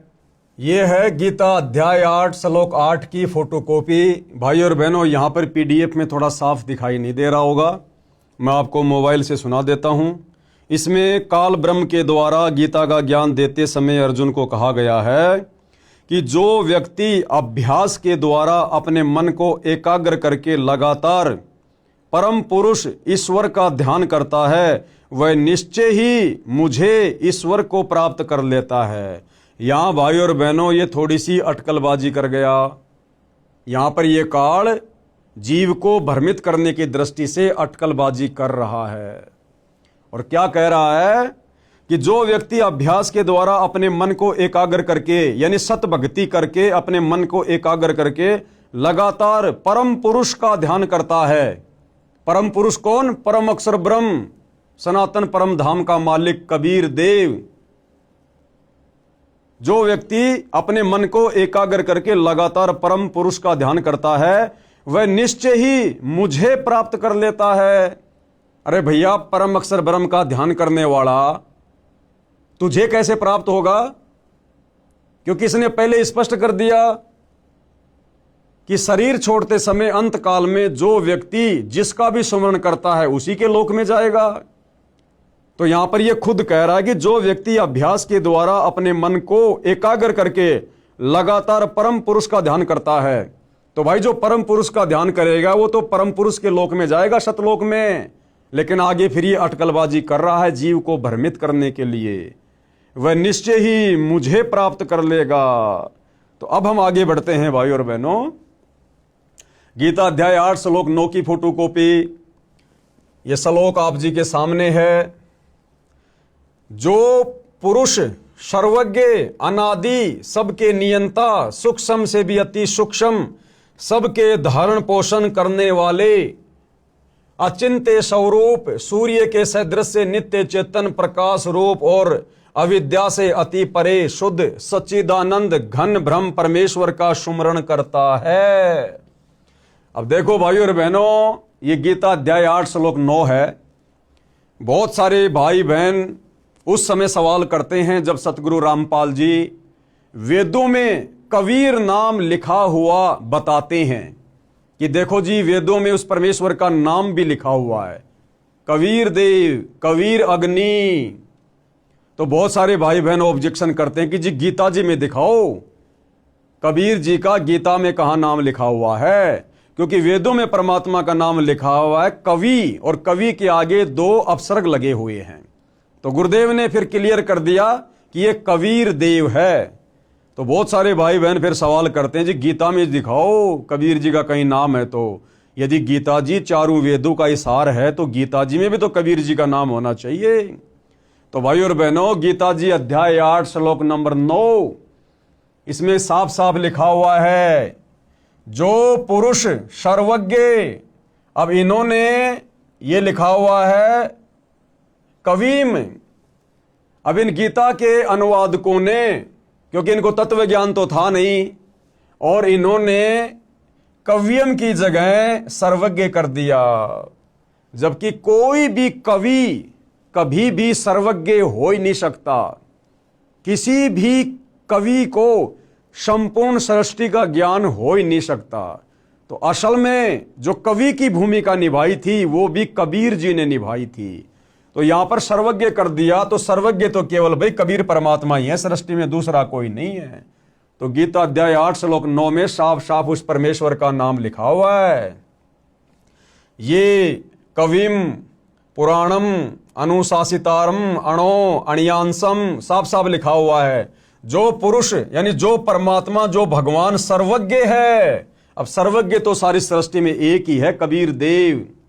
जो पुरुष यानी परमात्मा सर्वज्ञ है, यानी सब कुछ जानने वाला है। अनादि, अनादि यानी सबसे पहले वाला, सबके नियंता यानी सबके ऊपर जिसकी सत्ता है, सूक्ष्म से भी अति सूक्ष्म, और सबके धारण पोषण करने वाले।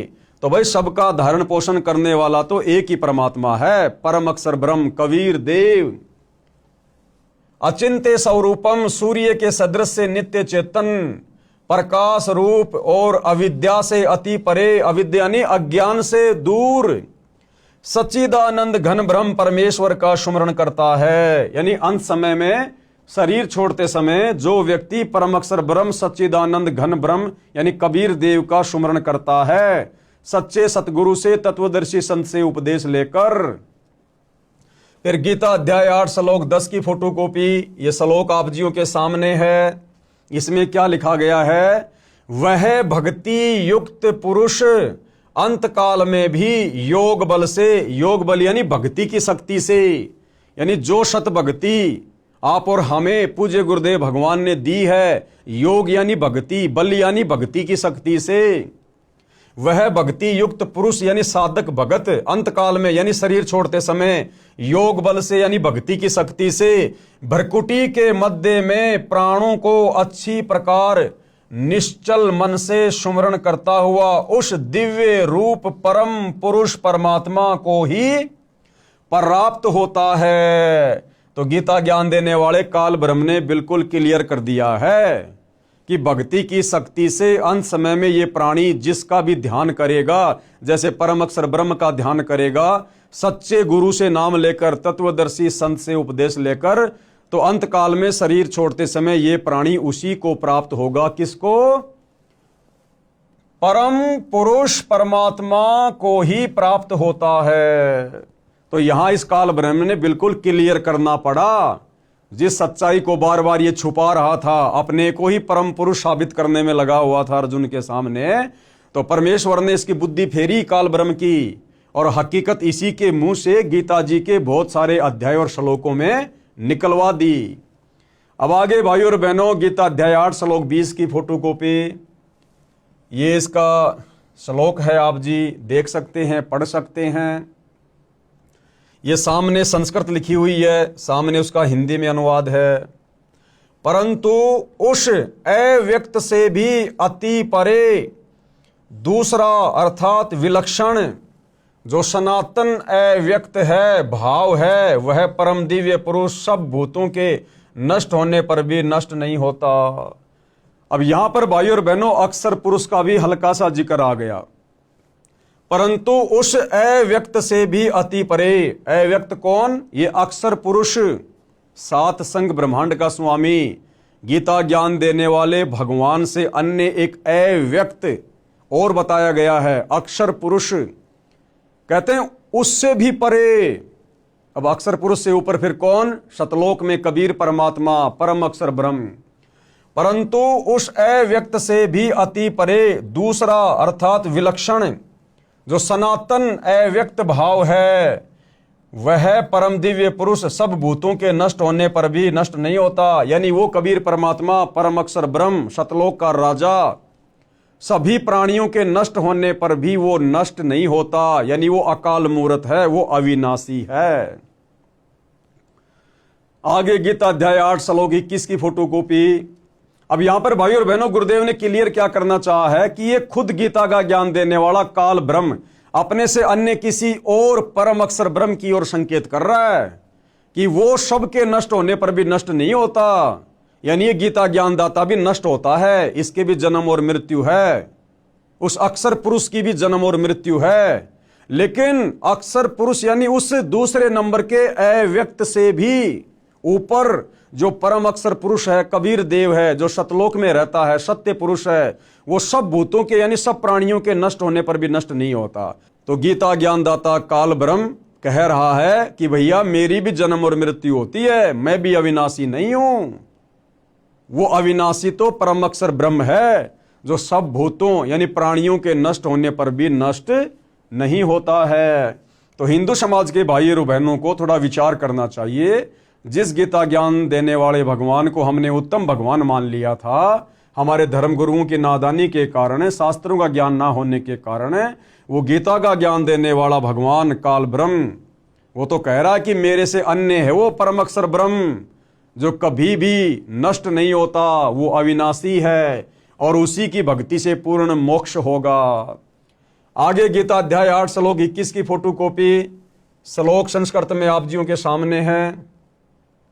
अव्यक्त अक्षर इस नाम से कहा गया है, उसी अक्षर नामक अव्यक्त भाव को परम गति कहते हैं। यानी जो व्यक्ति उस परम पुरुष की भक्ति करके, अक्षर पुरुष ब्रह्म की भक्ति करके, साधना करके, तत्वदर्शी संत से साधना लेकर जो उस कबीर देव परम अक्षर ब्रह्म की भक्ति करता है और जो उसके लोक में चला जाता है, कहते हैं उसी को परम गति कहते हैं। यानी उस सनातन परम धाम में जाने के बाद ये प्राणी वापस लौटकर संसार में नहीं आता। वहां जाने के बाद कभी भी जीव की मृत्यु नहीं होती है, कभी बुढ़ापा नहीं आता है, वहां सर्व सुख है। जिस सनातन अव्यक्त भाव को प्राप्त होकर मनुष्य वापस नहीं आते, कहां? इस काल ब्रह्म के 21 ब्रह्मांड में, इस मृत्यु लोक में, 84 लाख योनियों में, वह मेरा परम धाम है।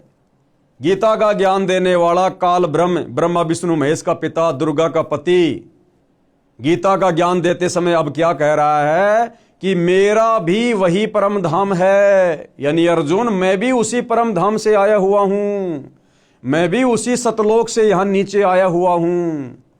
अब ये सारी जानकारी जब आप सृष्टि रचना पढ़ेंगे तब पता चलेगा कि परम अक्षर ब्रह्म ने, सत्य पुरुष ने, कबीर देव ने इस काल ब्रह्म को क्यों श्राप दिया, क्यों इसको दुर्गा और हम सभी प्राणियों समेत नीचे 21 ब्रह्मांड में भेज दिया।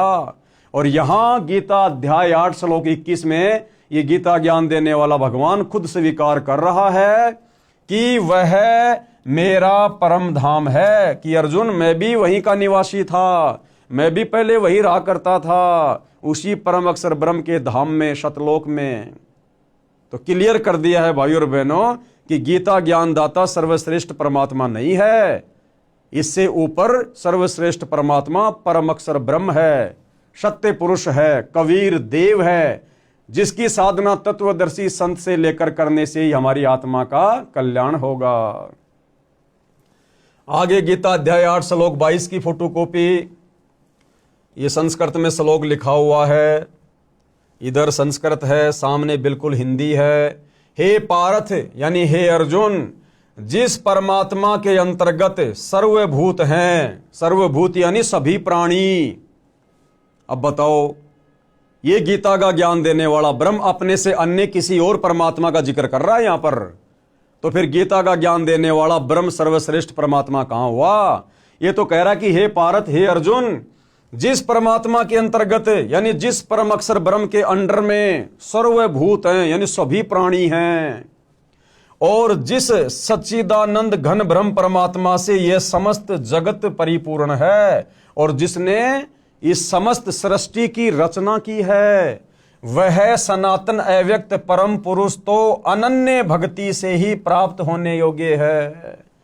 गीता ज्ञान देने वाला काल ब्रह्म कह रहा कि अर्जुन, जिस परमात्मा के अंतर्गत यानी जिस परम अक्षर ब्रह्म के, सत्य पुरुष के, कबीर जी के अंतर्गत सर्वभूत यानी सभी प्राणी हैं, और जिस सच्चिदानंद घन परमात्मा से यह समस्त जगत परिपूर्ण है, यानी जिसने सारी सृष्टि की रचना की, वह सनातन यानी सदा रहने वाला अव्यक्त परम पुरुष तो अनन्य भक्ति से ही प्राप्त होने योग्य है। अनन्य भक्ति यानी केवल एक उसी की भक्ति, अन्य किसी की पूजा नहीं, ना इस काल ब्रह्म की। ये बात कहकर ये काल ब्रह्म अपनी पूजा के लिए भी मना कर रहा है, अपनी साधना के लिए भी मना कर रहा है। वो परम अक्षर ब्रह्म सनातन परमात्मा केवल अनन्य भक्ति से, अनन्य भक्ति का मतलब होता है केवल एक को ही अपना इष्ट मानकर पूजना।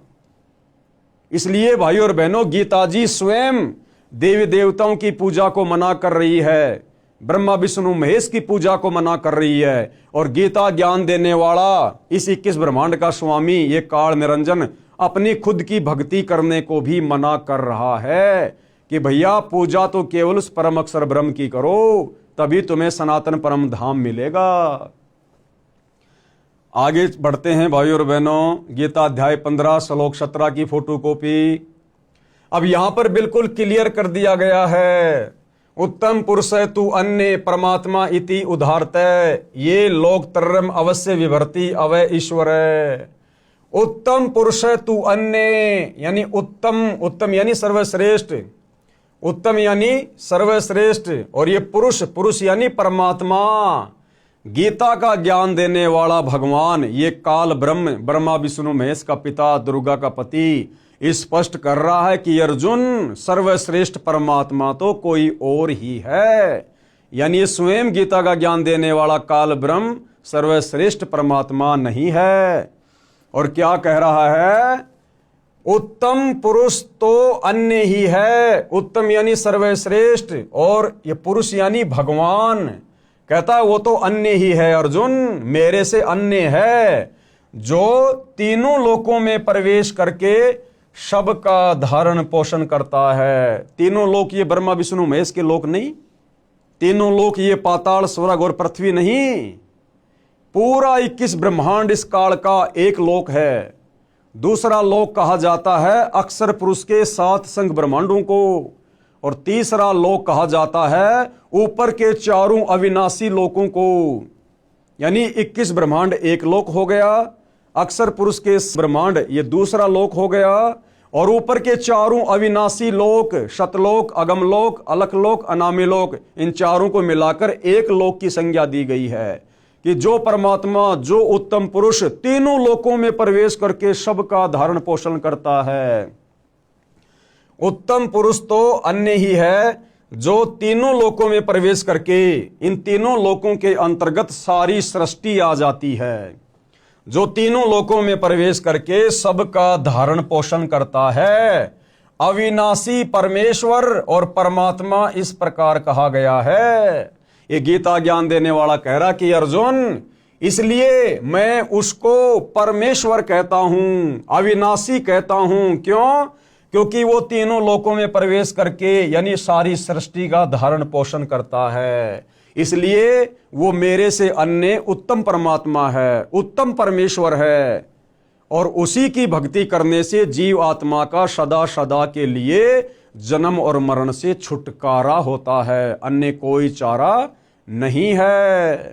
तो अब विशेषकर हिंदू समाज से जुड़े श्रद्धालुओं को अपनी आंखों से गीता जी के ये प्रमाण देखकर विचार करना चाहिए, चिंतन करना चाहिए कि गीता जैसा पवित्र ग्रंथ हमें अध्यात्म के विषय में क्या मार्गदर्शन कर रहा है, भक्ति और भगवान के विषय में हमें क्या कहना चाह रहा है। और हमारे नादान धर्म गुरुओं ने तत्व ज्ञान के अभाव में हमें गीता और वेदों का क्या उल्टा पाठ पढ़ा दिया है, हमें भगवान और भक्ति की परिभाषा से कोसों दूर कर दिया है। तो आगे बढ़ते हैं भाइयों और बहनों।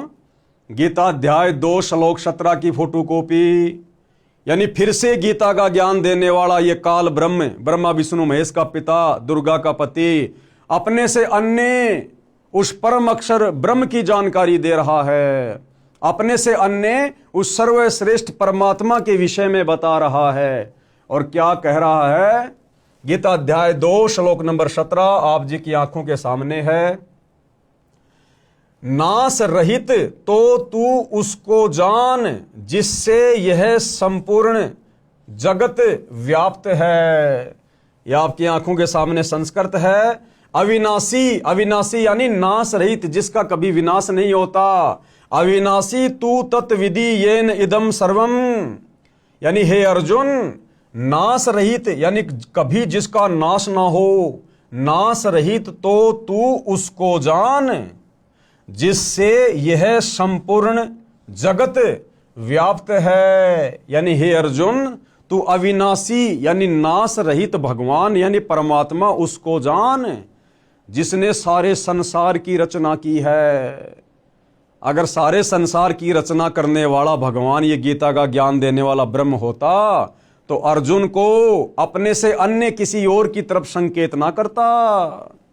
क्लियर है भाइयों और बहनों कि नाश रहित तो तू उसको जान जिससे यह संपूर्ण जगत व्याप्त है यानी विद्यमान है। इस अविनाशी का विनाश करने में कोई भी समर्थ नहीं है। क्लियर कर दिया गीता के ज्ञान देने वाले ने, जिसको हिंदू समाज अपना भगवान मानता है। वो कह रहा कि अर्जुन, उसका नाश करने में कोई भी समर्थ नहीं है। यानी एकमात्र सृष्टि में वही अविनाशी परमात्मा है, परम अक्षर ब्रह्म, सत्य पुरुष। गीता ज्ञान बोलने वाले ने अपनी स्थिति गीता अध्याय 2 श्लोक 12, गीता अध्याय 4 श्लोक 5, गीता अध्याय 10 श्लोक 2 में इस प्रकार बताई है। अब ये गीता ज्ञान देने वाला कौन? काल ब्रह्म, जो श्री कृष्ण जी के शरीर में प्रेत की तरह प्रवेश करके गीता का ज्ञान दे रहा है। अब भाइयों और बहनों, इन श्लोकों में कौन कौन से श्लोकों में? गीता अध्याय 2 श्लोक 12, गीता अध्याय 4 श्लोक 5 और गीता अध्याय 10 श्लोक 2 में अपने विषय में कह रहा है ये काल ब्रह्म कि अर्जुन, तेरे और मेरे बहुत से जन्म हो चुके हैं। तू भी जन्मता है और मरता है, मैं भी जन्मता हूं और मरता हूं। यानी ये गीता का ज्ञान देने वाला भगवान अविनाशी नहीं है। अविनाशी कौन है? उसके विषय में तो इसने ऊपर के श्लोक में बता दिया कि अविनाशी तो उसको जान जिसको मारने में कोई भी समर्थ नहीं है। और अब ये गीता का ज्ञान देने वाला काल ब्रह्म गीता अध्याय 2 श्लोक 12, गीता अध्याय 4 श्लोक 5 और गीता अध्याय 10 श्लोक 2 में अपनी स्थिति बता रहा है जन्म और मरण के विषय में। कह रहा कि मैं अविनाशी नहीं हूं, मेरे तो जन्म और मृत्यु होती है। अब बताओ भाइयों और बहनों, जिसकी खुद की जन्म और मृत्यु हो, फिर वो कैसे परमात्मा हो सकता है? ध्यान से पढ़िएगा।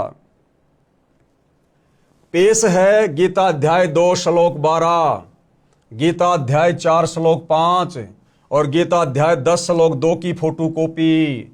देखो भाइयों और बहनों, आज तक के भक्ति इतिहास में हमारे किसी भी धर्म गुरु ने, किसी भी आचार्य और शंकराचार्य ने, किसी भी कथावाचक ने या किसी भी धर्म के किसी भी गुरु ने हमें इन धर्मशास्त्रों को इस प्रकार से अध्याय बताकर, श्लोक बताकर, उंगली रख रख कर हमें इस प्रकार से नहीं समझाए, क्योंकि इन लोगों के पास में तत्व ज्ञान का अभाव था। इन चारों वेदों में, गीता जी में, कुरान, तौरेत, जबूर, इंजिल, बाइबल, इनमें कंप्लीट अध्यात्म का ज्ञान नहीं है। तो जब हमारे धर्म गुरुओं को ही कंप्लीट अध्यात्म का ज्ञान नहीं था, तो भला वे हमें क्या बताते, क्या समझाते? और जैसा उन्होंने अपनी बुद्धि स्तर से इन धर्मशास्त्रों को समझा आधा अधूरा, वही आधा अधूरा ज्ञान इन्होंने समाज में पेश कर दिया। और हम नादानों ने उनको संस्कृत के ज्ञाता मानकर, अध्यात्म के मार्गदर्शक मानकर, उनके द्वारा बताए गए आधे अधूरे ज्ञान को हमने सर्वश्रेष्ठ ज्ञान मानकर स्वीकार कर लिया, जिस कारण से हमारी मुक्ति नहीं हो पा रही। हमारे पूर्वज शरीर छोड़ने के बाद शास्त्र विरुद्ध साधना करने के चलते प्रेत योनि में चले गए। आज उनके श्राद्ध निकलवाए जा रहे हैं। श्राद्ध निकलवाने का मतलब है हमारे जो पूर्वज हैं वो भूत बने हुए हैं, भूत। तो भाइयों और बहनों, अब हमें वो सर्वश्रेष्ठ भक्ति सतगुरु रामपाल जी के सानिध्य में प्राप्त हुई है, जिस सत भक्ति को करके ना हमने भूत बनना, ना प्रेत बनना, ना हमने भ्रमना भटकना, ना हमने नरक में जाना, ना हमारा कभी जन्म होगा, ना कभी फिर हमारी मृत्यु होगी। और हम सदा सदा के लिए परम अक्षर ब्रह्म सत्य पुरुष कबीर देव जी के लोक में, सत्य लोक में चले जाएंगे, जहां पर हमें सर्व सुख प्राप्त होंगे। तो अब यहां गीता अध्याय 2 श्लोक 12, गीता अध्याय 4 श्लोक 5 और गीता अध्याय 10 श्लोक 2 में ये गीता ज्ञान देने वाला भगवान स्वयं की स्थिति के बारे में बता रहा है कि भैया मेरी भी जन्म और मृत्यु होती है अर्जुन। ध्यान से देखिए भाइयों और बहनों, गीता अध्याय 2 श्लोक 12 की फोटोकॉपी आप भाई बहनों की आंखों के सामने है। गीता अध्याय 2 श्लोक 12, ये संस्कृत में श्लोक लिखा हुआ है, आप जी अपने घर पर रखी गीता जी से मिलान कर सकते हैं। न तू एवं एवं अहम जातु न आशम त्वम न आसी। क्या लिखा हुआ है? न तो ऐसा है कि मैं किसी काल में नहीं था। अब इसका क्या मतलब है भाइयों और बहनों? ये गीता ज्ञान देने वाला काल ब्रह्म, दुर्गा का पति, ब्रह्मा विष्णु महेश का पिता, ज्योति निरंजन क्या कह रहा है अर्जुन को? न तो ऐसा है कि अर्जुन ऐसा भी नहीं है कि मैं किसी काल में नहीं था, यानी मैं हर समय रहता हूं, यानी मेरा जन्म होता रहता है। न तो ऐसा ही है कि मैं किसी काल में नहीं था, अथवा तू नहीं था, अथवा ये राजा लोग नहीं थे, क्योंकि महाभारत के युद्ध में बहुत सारे राजा लोग खड़े हुए थे, उनके विषय में कहा जा रहा है कि अर्जुन न तो ऐसा है कि किसी भी काल में मैं नहीं था या तू नहीं था या फिर ये राजा लोग नहीं थे, और न ही ऐसा ही है कि इससे आगे हम सब नहीं रहेंगे, यानी आगे भी हमारे जन्म होते रहेंगे, हम मरते रहेंगे और हमारे जन्म होते रहेंगे। आगे चलिए गीता अध्याय 4 श्लोक 5 की फोटोकॉपी। ये गीता अध्याय 4 श्लोक 5 की फोटोकॉपी है भाइयों और बहनों। पीडीएफ में थोड़ा क्लियर नहीं आ रहा है, इसलिए दास ने साइड में उसकी फोटोकॉपी लगा दी है।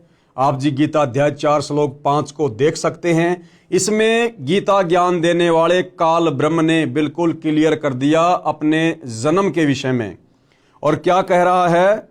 हे परंतप अर्जुन, मेरे और तेरे बहुत से जन्म हो चुके हैं, तू उनको नहीं जानता किंतु मैं जानता हूं।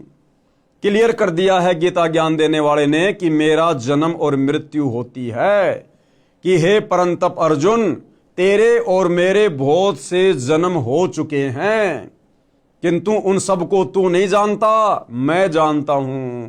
यानी गीता ज्ञान देने वाले भगवान इस काल ब्रह्म की भी मृत्यु होती है और इसके जन्म होते हैं।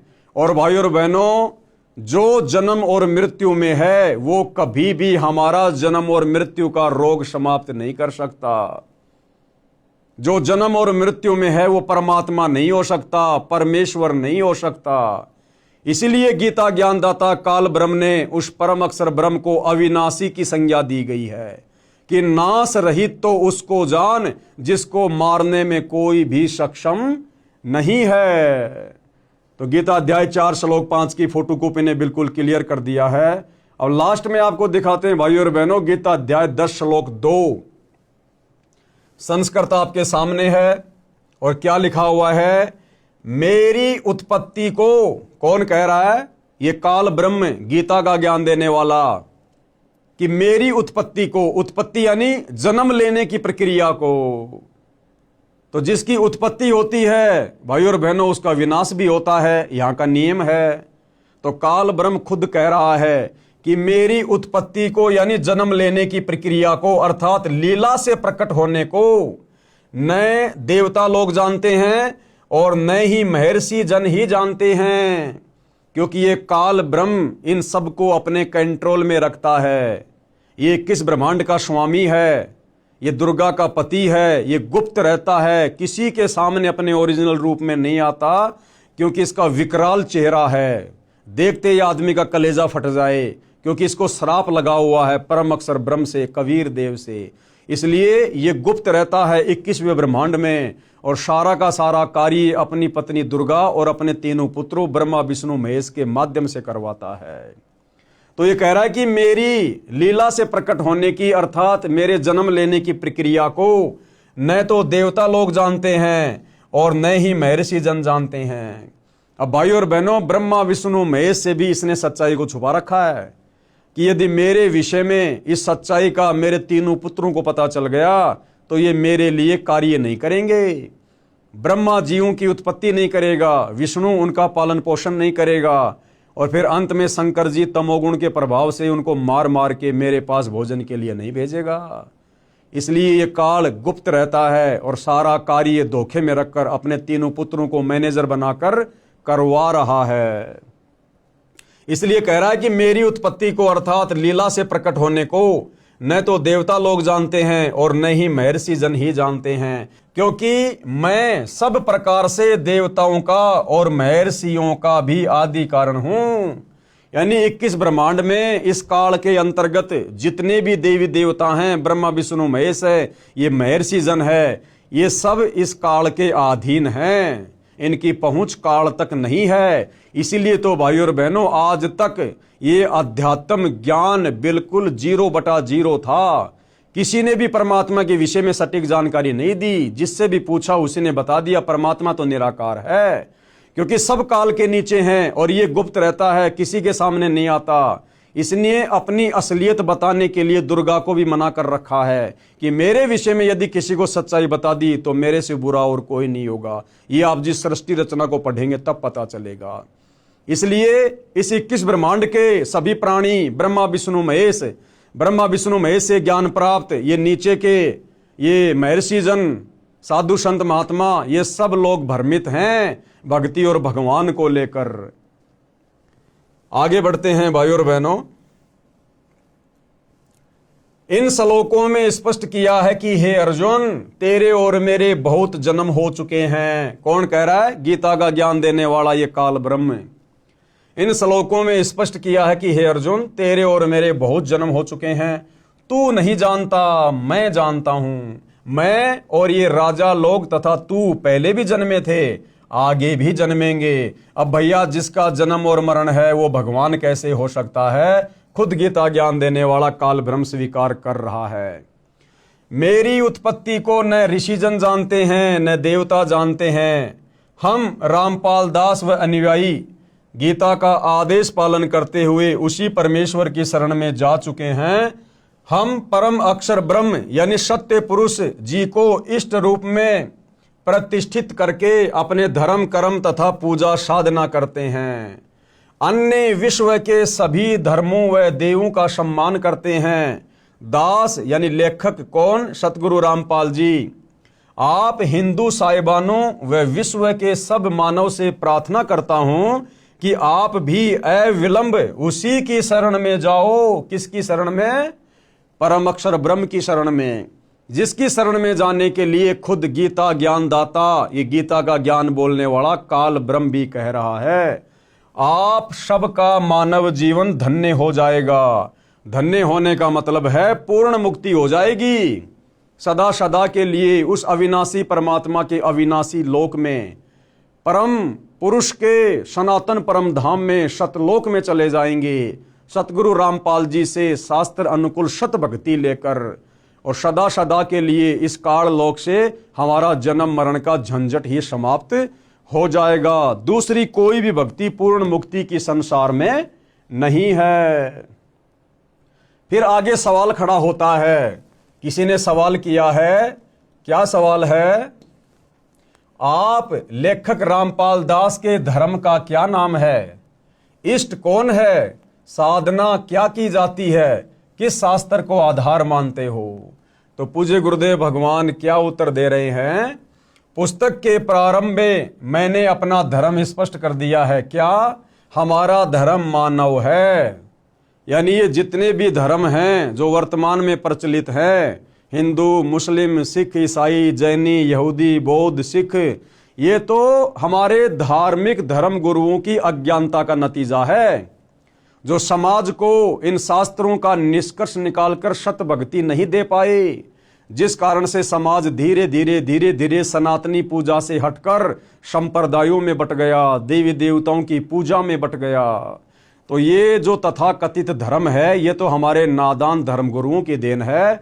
अन्यथा हम सभी प्राणियों का एक ही धर्म है, मानव धर्म, क्योंकि हम सब मानव है, इंसान हैं, और जिसके अंदर मानवता है, इंसानियत है, दया है, धर्म है, वही असल में धार्मिक व्यक्ति है। पुस्तक के प्रारंभ में मैंने अपना धर्म स्पष्ट कर दिया। हमारा धर्म मानव है। हम मानव शरीरधारी प्राणी हैं। यह आदि सनातन धर्म पंथ कहा जाता है। हमारा इष्ट यानी इष्ट कौन है? परम अक्षर ब्रह्म, जिसकी शरण में जाने के लिए गीता ज्ञानदाता कह रहा है। परम अक्षर ब्रह्म यानी सत्य पुरुष है। हम सूक्ष्म वेद के आधार से साधना में पूजा करते हैं, क्योंकि चारों वेदों में भक्ति का कंप्लीट ज्ञान नहीं है। इसलिए पांचवा वेद सूक्ष्म वेद, उसकी रचना स्वयं परम अक्षर ब्रह्म धरती पर संत रूप में आकर करवाते हैं। उसमें कंप्लीट अध्यात्म का ज्ञान होता है, और फिर उस पांचवें सूक्ष्म वेद को समझाने के लिए वही परम अक्षर ब्रह्म सत्य पुरुष कबीर देव तत्वदर्शी संत बनकर धरती पर प्रकट होते हैं, जैसे कि वर्तमान में सतगुरु रामपाल जी। परम अक्षर ब्रह्म का नाम कबीर है। चारों वेद व गीता जी का ज्ञान सूक्ष्म वेद से लिया अधूरा ज्ञान है, परंतु जितना इनमें ज्ञान है वह सत्य है, सूक्ष्म वेद से मिलता है। हमारा धाम सत्य लोक है, यानी हम कहाँ के निवासी हैं? सतलोक के, जिसे सनातन परम धाम भी कहा जाता है। सनातन मतलब जो कभी भी विनाश में नहीं आता, और ये परम यानी सर्वश्रेष्ठ, और धाम यानी जगह, स्थान। कृपया पढ़े इसी पुस्तक के पेज नंबर 437 पर उन्हें साधकों की आत्मकथा, जो पहले हिंदू समाज में चल रही शास्त्रों की विपरीत पूजा करते थे, जिससे कोई लाभ नहीं हुआ। जब से शास्त्रोक्त साधना करने लगे, कितना चमत्कारी लाभ हुआ, मोक्ष भी हुआ। अतः विश्व के सब भाइयों तथा बहनों से निवेदन करता हूं कि सब एक हो जाओ। यानी अब वो समय आ गया सत भक्ति करके जन्म मरण से अपना पीछा छुड़वाने का। ये भक्ति युग शुरू हो चुका है। सत्य साधना करके जन्म मृत्यु के कष्ट से सदा के लिए छुटकारा प्राप्त करो। परमेश्वर के उस परम धाम में जाओ, जहां जाने के पश्चात साधक यानी भगत, साधिका यानी फीमेल भगत फिर लौटकर संसार में नहीं आते। आप सभी का शुभ चिंतक लेखक संत रामपाल दास यानी सतगुरु रामपाल जी। तो भाइयों और बहनों, हिंदू धर्म के सर्वश्रेष्ठ ग्रंथ पवित्र गीता जी ने भक्ति और भगवान की स्थिति को दर्शाते हुए, उसके विषय में साफ साफ बताते हुए किसी प्रकार की कोई कमी नहीं छोड़ी है। आप और हमें मनुष्य जन्म प्राप्त हैं। हमें परमपिता परमेश्वर ने 84 लाख योनियों से भिन्न शरीर प्रदान किया है। विशेष हमारे को बुद्धि प्रदान की है, सोचने समझने की, सलाह लेने की हमारे को विशिष्ट परमात्मा ने यह तर्क शक्ति दी है। हम इन सभी चीज़ों का इस्तेमाल करते हुए इस अध्यात्म को जानने और पहचानने का धैर्य पूर्वक निष्पक्ष होकर प्रयत्न करें, प्रयास करें। तभी भाइयों और बहनों, हम इस पुस्तक में लिखे गूढ़ ज्ञान को, सत्य ज्ञान को समझ पाएंगे और सतगुरु रामपाल जी की शरण प्राप्त करके अपनी आत्मा का कल्याण करवा पाएंगे। तो भाइयों और बहनों, पवित्र पुस्तक हिंदू साहिबान नहीं समझे गीता वेद पुराण, इस पर आज हमारा ये 3रे नंबर का वीडियो था और आज इस पुस्तक की भूमिका समाप्त हो चुकी है। कल हम इस पुस्तक के 2 अध्याय से शुरू करेंगे आगे, जिसमें समझाया जाएगा 2 अध्याय पवित्र हिंदू शास्त्र वर्सेज हिंदू, यानी पवित्र हिंदू धर्म के पवित्र शास्त्रों में, 4 वेदों में और गीता जी में भक्ति और भगवान के विषय में क्या लिखा हुआ है और हिंदू समाज अपने ही धर्म के सदग्रंथों के विरुद्ध साधना कर रहा है या उन शास्त्रों के अनुसार साधना कर रहा है। इन सब बातों की जानकारी हम कल के वीडियो में प्राप्त करेंगे।